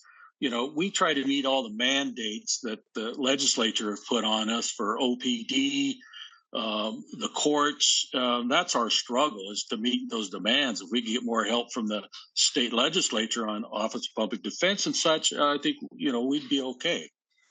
Thank you so much. Next, we'll go to Jeff Peck. Jeff Pack, Washington Citizens Against Unfair Taxes. I'll be honest, I don't know what the hell you folks are proposing here. I see a property tax raise to 3%. Didn't you folks notice that Senate Bill 5798 had the highest con count in history? The gall you folks have to even hear this bill after that. Your party's own governor just scolded you for taxing too much. If you won't listen to 43,000 citizens, how about you listen to your own, like Governor Ferguson? It also appears there's a school enrichment levy component raised in this as well. It sure sucks to be a homeowner in this state. We're just walking ATMs to you people. You push a button and out pops money. That button is getting worn out. A great movie quote from Network comes to mind as he shouts out the window, "I'm mad as hell, and I'm not going to take this anymore." Push people enough and eventually they'll push back. Apparently, there's nothing anyone can say that will dissuade you. You've already decided you will pass this. You're just going through the motions of letting us think we have any say on it. You know what? Because that's what tyrants do. Thank you. Thank you. Lori, please proceed. Hi, can you hear me? You can. Okay. Hi, my name's Laurie Lane, and I'm from Buckley, Washington. This 1% tax, property tax cap has been around for 24 years, and it's being challenged. And it will be removed, and things will be upped by 3%. Why is this? Well, it's a thirst for taxes. What about tightening the belt and just say no? Thank you. Thank you. Daniel, please proceed. Good morning, Chair Berg and members of the committee. For the record, my name is Daniel Lunghofer with the Washington State School Directors Association on behalf of the 1,477 elected school board members across the state. We have signed in as other on House Bill 2049. First, we appreciate the proposed increase in special ed funding with the removal of the artificial cap on the number of students who are funded for special education. This will go a long way towards meeting the state's obligation to fund special education services. We do have concerns with the proposed levy cap increase in the bill. We recognize that many districts will benefit from the increased levy authority, but a significant number face a cap based on the maximum levy tax rate. This is partially offset by the increase in local effort assistance for those districts, but we feel it only widens the per pupil gap that exists in the current levy laws. As it relates to levy and LEA, this bill proposes a local solution to a state problem. It should only be considered in tandem with the state fulfilling their basic education obligation to fund special education, MSOCs, and transportation. Thank you for your time. Thank you. Next, we'll hear from Megan Dunn and then Cliff Treisman. Cliff, I believe you're here in person, so if you'd come up and get seated, that would be great. Megan, please proceed. Good morning, Chair Berg and members of the committee. My name is Megan Dunn, Snohomish County Council member here on behalf of our county in support of 2049. We're here to show support for smart taxing tools that each county can decide how best to structure the revenue for the regional services we provide. Snohomish is a large, mostly urban county with rural areas. Our population is about 850,000, but 43% of our population is in unincorporated, mostly urban areas. So as the population grows, so has the demand for urban level services. The increase in costs for doing day-to-day business has far outpaced any growth in revenue for our county. We're facing a near-term structural deficit of $10 million every year. So inflation over the last few years has exacerbated the problem with the 1% annual limit on the growth of property tax revenue, and counties are left behind financially. For every 1%, it amounts to about $3 a year for the average home. So for 3 years, that's about a $3 increase. Or I'm sorry, for $3, it's about a $9 increase. But for our county, it means we can plan for services and continue to meet our responsibilities. Thank you. Thank you. Cliff, before you go, after Cliff, we're going to have Anna Burt and Barbara Post-Thomas, who I believe are both remote. So Cliff, please proceed. So my name is Clifford Traceman, testifying pro on House Bill 2049 on behalf of the Bellevue, Seattle, Highline, and North Shore Public School Districts. Thank you. This is a welcome approach. Thank Chair Berg, thank Representative Bergquist for being creative here. This is not basic education, though. This is a tool that districts can use. Last year, we brought forward the levy regionalization bill. It was rejected because there was no LEA funding in the bill. It wasn't married. This bill marries the two. It helps the LEA districts. That's what the revenue source is for. And it gives local governments a tool that local school districts and local governments, a tool that they can choose to use or not. It doesn't help all districts, though, which is why we need to fund basic education in the special education and material supplies and operating costs area. So this complements that basic education policy. Thank you very much. This is creative. We like the cap removal, but we do need the multipliers and safety net addressed as well. Thank you. Thank you. Next we'll hear from Anna Burt, Barbara Post-Thomas, and Michael Patterson. After them, we will have Hunter George and Jennifer Burbridge. If either of you are present, please feel free to come up to the seats. Anna, please proceed. Good morning. My name is Anna, and I'm a proud resident of the 25th District, here to oppose House Bill 2049. On Monday, Washingtonians voted against the Senate's version of a property tax increase, Senate Bill 5798, with 43,153 people saying no. Yet, here we are again, fighting to stop another tax hike. I dreamed of living in Washington as a child. My dad's family has lived here for generations, and I visit a lot. In 2009, I moved here, planted roots, and started a family of my own. But if you pass this bill, you will be crippling hundreds of thousands of Washingtonians, many with deeper roots than mine, who are already struggling to afford living here. I'm urging you to stop taxing hardworking Washingtonians who voted you into office to fix our state's deeper issues, not to make them worse. If you're still set on passing House Bill 2049, send it to the voters. The 1% cap was voter approved through Initiative 747 in 2001 with 58% support because they wanted protection from runaway taxes. We deserve a say in whether that protection is taken away. Thank you. Thank you. Barbara, please proceed. Good morning. Okay, I think my video is not working. Hold on, please. Okay, there we go. Good morning. My name is Barbara Posthumus, Associate Superintendent and CFO for Lake Washington School District. Thank you, Chair Berg, and Ranking Member Orcutt, and members of the committee for the opportunity to speak today. This bill is trying to accomplish a lot, and you've heard from others on many different aspects. I'm here to share concerns regarding one particular section of the bill. Section 10 proposes an accounting maneuver to shift current basic ed funds to the special education program. As a reminder, students who receive special education services are basic education students first. The vast majority spend a significant amount of their day in the general ed classroom. This proposed shift would not address the perpetual underfunding of special education. Instead, it would exacerbate basic education funding shortfalls. We ask that you focus on providing additional funding to cover the shortfall in special education, such as increasing the multipliers and eliminating the cap, rather than just moving money from one bucket to the other. Thank you. Thank you. Before we hear from Michael Patterson, after Michael, we'll have Kim Harless, Jennifer Gregerson, and Simone Bowe, and then James Treffry. Michael, please proceed. Good afternoon, everyone, or good morning, rather. My name is Michael Patterson. I'm the Government Affairs Chair for the Washington Association of Mortgage Professionals, and we represent the voice of over 17,000 licensed loan originators here authorized to do business in Washington State. Today I'm opposing House Bill 2049 with my testimony. Over the last 3.5 years as mortgage originators, we have seen the average debt-to-income ratios skyrocket for home buyers trying to qualify for home purchases in our area. We regularly see debt ratios now of anywhere from 40 to 46% of their gross income simply to qualify for their loans. So increasing property taxes and increasing that cap will just hurt homeowners. 1/3 of homeowners in Washington, one third of homes in Washington State are also rentals.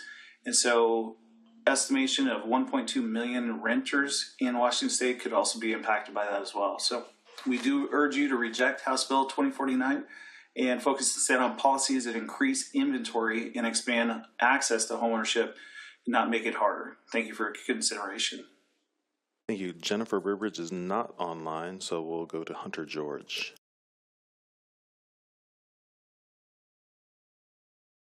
Good morning, Madam Chair, members of the committee. My name is Hunter George. I'm on the executive team of the Metropolitan Park District of Tacoma, and I'm speaking today as chair of the Legislative Committee of the Washington Recreation and Park Association. WRPA represents 130 member agencies and about 3,500 individual members across the state. You've been hearing concerns from local governments about how the 1% limit fails to keep up with rising costs of salaries, materials, and equipment. Those challenges apply to all of your favorite parks. All of us witnessed how park usage exploded during the pandemic. I see our representative Mena is there, and I know she witnessed that personally here in Tacoma. That park usage has not abated. If anything, the pandemic reminded people about the value of parks. It reminded them that there's an easy way to maintain your physical and mental health, and that's by visiting a park. All of that park usage, and we welcome it, puts a huge amount of stress on our systems. So on behalf of WRPA, we ask that you approve House Bill 2049 and provide more flexibility for local officials. Thank you very much. Thanks. Next we'll have Kim Harless. If we could promote Douglas Patton, Emerald Clark, Cindy Sego Barker, or Beth Lindeman, that would be great if they're online. Kim, please proceed. Thank you. Good morning. My name is Kim Harless. I'm an elected council member for the City of Vancouver. The structural funding challenges faced by Washington cities, counties, and special districts continue to strain our resources and our ability to serve our constituents. We're facing declining sales tax and reduced new construction revenue. Yet, we must provide equitable service to our communities while responding to important emerging issues. While jurisdictions grow and populations increase, many cities are currently facing significant budget reductions. For Vancouver, we recently went through a very difficult budget cycle where services were cut and staff laid off, despite just recently reaching pre-2008 recession levels in staffing. But we are serving 40,000 more residents. The 1% tax cap has essentially handcuffed cities to an outdated taxing formula that not only hinders the ability to provide critical services for our existing population, but makes it exceedingly difficult to serve the additional population growth, and this directly impacts the quality of life. I urge you to support HB 2049. Thank you. Thank you. Jennifer, please proceed. Hi, good afternoon, Chair Berg, Ranking Member Orcutt, committee members. I'm Jennifer Gregerson, the City of Everett Government Affairs Director here on behalf of our city.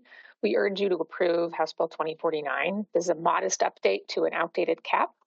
Current restrictions mean cities are unable to adequately plan for growth. We risk falling even further behind as we struggle to accommodate new residents and businesses, leading to congestion, reduced service quality, and inefficiencies. Everett has been working to tackle our structural deficit for several years as wages increased, external costs escalate, and community needs grow with our growing city. The property tax cap is strangling our ability to serve our residents. Tying the cap to inflation and population growth is just a more realistic approach and will allow us to start proactively meeting our needs. And it's not an automatic increase. Our elected city councils will still have to make this decision each year, and it definitely will not triple anyone's property tax bill. We urge your support on House Bill 2049. Thank you. Douglas Patton, Cindy Sego Barker, Emerald Clark are not online. So Simone, please go ahead. Great. Good morning, Chair Berg and members of the committee. I'm Simone Bowe with the Washington Education Association, speaking in support of House Bill 2049. We'd like to start by thanking the committee and the prime sponsor for considering this bill. It's an important tool for our public schools and our public school students. The bill improves enrichment levies by increasing the per pupil cap with an added inflation adjustment so that districts can better keep up with the rising costs. The bill also updates LEA, known as Local Effort Assistance Formula, to support districts with those lower property values, including our state tribal compact schools. LEA funding has dropped significantly, over 60% since 2018, reducing the number of qualifying districts from 222 to just over 130. And finally, House Bill 2049 includes spending to raise the 16% special education cap and updates the funding model to better reflect costs, supporting districts with higher numbers of special education students. Please pass House Bill 2049 to ensure fair funding for our schools and our strong locals. Thank you. Thank you. Beth Lindeman, Deidre Hammer, and Audrey Bryant are not present in Zoom. They are not present in person. James Treffry, if we could promote. Oh, James, we already promoted you. Please go ahead and testify. Good morning, Madam Chair, Vice Chair, Ranking Committee member, and other members of the committee. My name is James Treffry, General Counsel of the Washington State Council of County and City Employees, AFSCME Council 2. I'm here today to speak in favor of House Bill 2049 on behalf of my organization, which represents over 16,000 public sector employees that provide essential services in cities, counties, and junior taxing districts throughout Washington and Idaho. Many cities and counties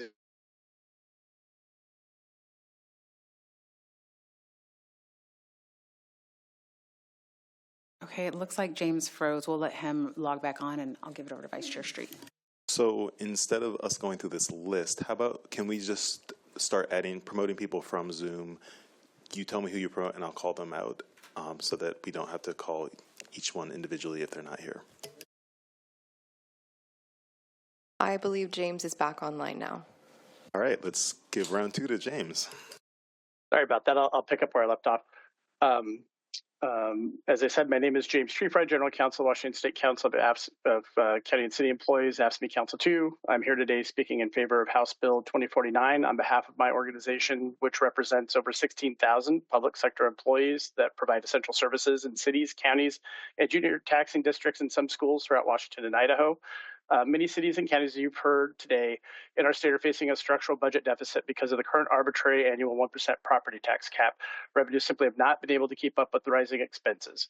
The local government structural budget deficit causes difficulty in recruitment and retention of staff, disruptions in service provision, and a decline in the overall quality of life in our local communities. This is not academic. We are already seeing staffing reductions, furloughs, and cuts in services in different local governments around the state. A modest increase in the current arbitrary cap is overdue. This bill does not automatically increase property taxes, but provides the needed flexibility for local elected officials to make tough decisions about how best to use those funds to provide essential government services. I'd like to thank the committee for your consideration and request that you please advance the bill. Thank you. How about we go to Kim Harless?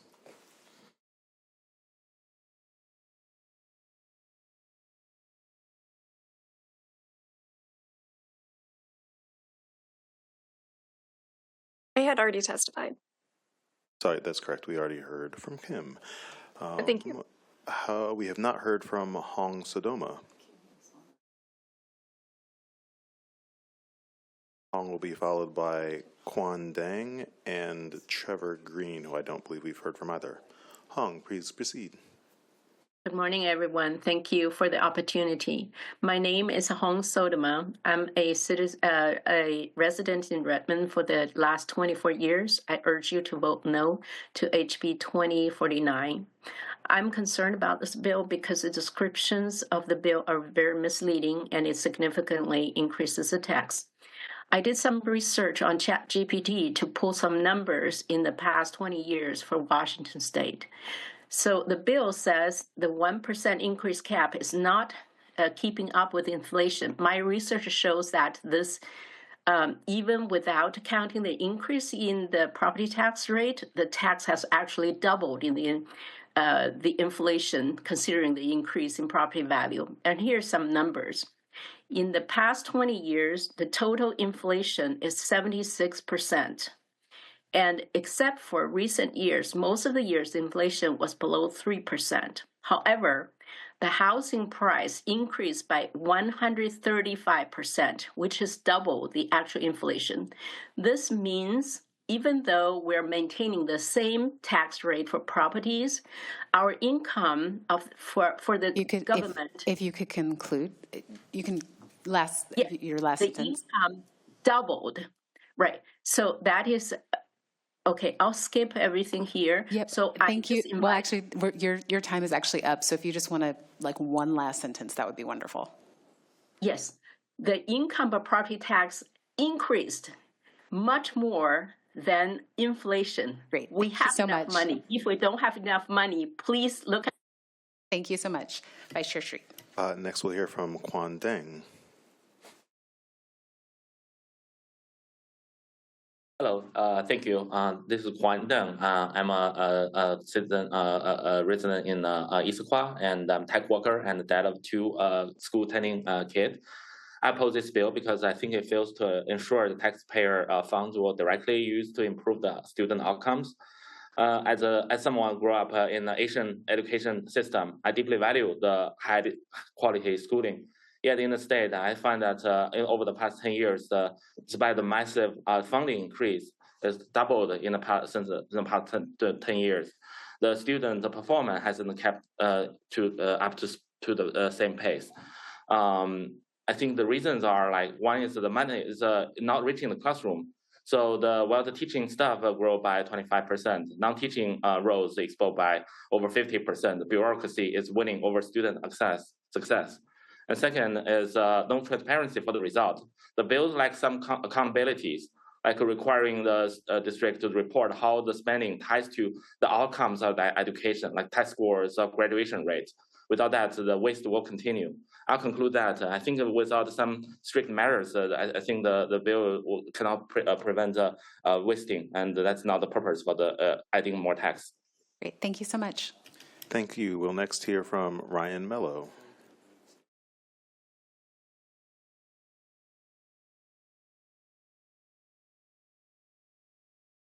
Ryan will be, or how about first, while Ryan gets promoted, we'll go to Trevor Green, and then we'll hear from Executive Mello. Trevor, please proceed. Chair Berg, Vice Chair Street, Ranking Member Orcutt, and members of the committee. I'm Trevor Green, Superintendent of the Yakima School District, and I'm speaking in support of House Bill 2049.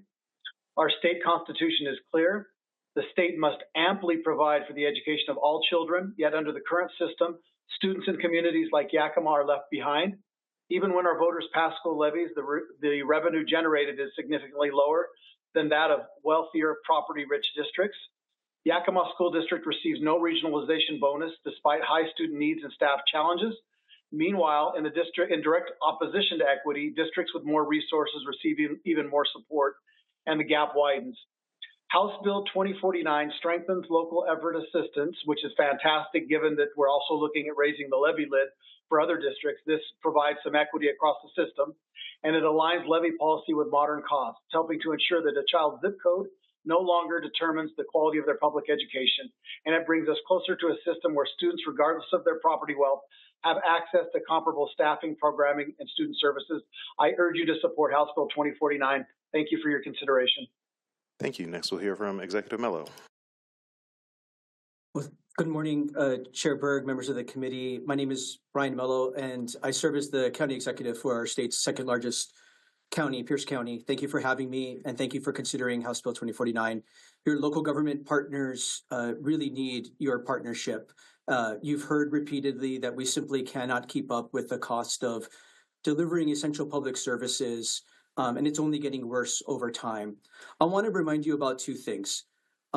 First, your county partners in particular do not have the number of revenue tools that you have as state lawmakers, and your county partners don't have the number of revenue tools our city partners do. We have mainly two tools for revenue for essential services, property tax and sales tax. We do not have the many different revenue tools to balance things. So I want to remind you about that. In my remaining time, I want you to remember that you're going to hear from folks that are going to cause misinformation and confusion about this tool. You're going to hear that this is a tripling of the property tax. That cannot be more untrue. For Pierce County, each 1% increase in property tax for the median value Executive, home if you Pierce could, County sorry, last sentence. Yeah, go ahead. I will. Sorry, Chair Berg. In Pierce County, each 1% increase in property tax for the median value home is 48 cents a month, or about $6 a year. This is by no means tripling the property tax. Thank you, Chair Berg. Thank you so much, Vice Chair Street. I believe we heard from Megan. I don't see anyone else in the Zoom waiting room that has not testified. Is there any way that we can check that?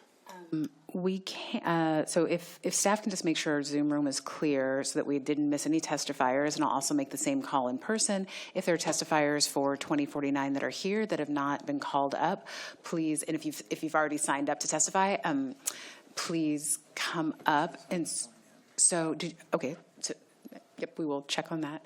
And then my last request is for Executive Mello, which I'm not sure if he's still listening, but there probably are some of his colleagues listening. Could he please provide the remainder of his testimony in written form to the committee? We've had specific requests for that. And it looks like Nora Burns, you are up to testify. We will let you go ahead and go next. Thank you, Madam Chair, members of the committee. My name is Nora Palatau-Burns on behalf of ESD 105 Schools Coalition in support of 2049. We want to recognize and thank the legislature for your leadership in an incredibly challenging budget year. Your commitment to K-12 in this environment does not go unnoticed. Our coalition represents school districts in Central Washington, many of which simply cannot raise the same level of local revenue as property-rich districts. In Yakima School District, for example, as you heard, even if a local levy passes, they would generate far less per student than in wealthier communities. That makes it difficult to fund staff, student supports, and basic services that every student should have. A statewide funding system must account for that difference. We want to share a clear message on behalf of not just ESD 105, but all 295 school districts in Washington. Fully funding MSOC is one of the most meaningful steps you can take. Thank you for your leadership and for keeping equity at the center of your budget decisions. We look forward to continuing this conversation. Thank you so much. Okay, we're good. Not for Nora. Okay, not for Nora. So Nora, thank you so much for your testimony. Representative Santos. Thank you, Madam Chair. This is actually more for staff, and I regret I didn't think about this question while we still had James. But I leave it to our wonderful finance staff to figure out who to ask this of, and it's a request. The legislation before us, of course, is changing the rate to accommodate two factors, population and inflation. By my count, there have been 2 times in the last 24 years where the inflation rate has been less than 1%. By my count, there have been 5 times in the last 24 years where population has been less than 1%. My question, and I don't know how to make it simple, is what is the impact to the state and our not so much our revenues, but the impact to our responsibilities when we combine increasing population and increased inflation, particularly on something like education. And I think the question probably is best answered by James Mackison. And so we'll go ahead and get that transposed to him, and we'll get a answer back to the entire committee. So thank you so much, Representative Santos. I am just going to triple check because we did have a lot of testifiers, both remotely as well as in person, on 2049. Staff has confirmed we no longer have anyone in our Zoom room willing to testify. I will say for 24 hours, anybody can provide written testimony if for some reason they weren't able to be online at this moment. And it looks like the folks in person, there's no one else here to testify for 2049. So with that, I am actually going to close the hearing on House Bill 2049. Seeing no further business before the committee, I am going to adjourn.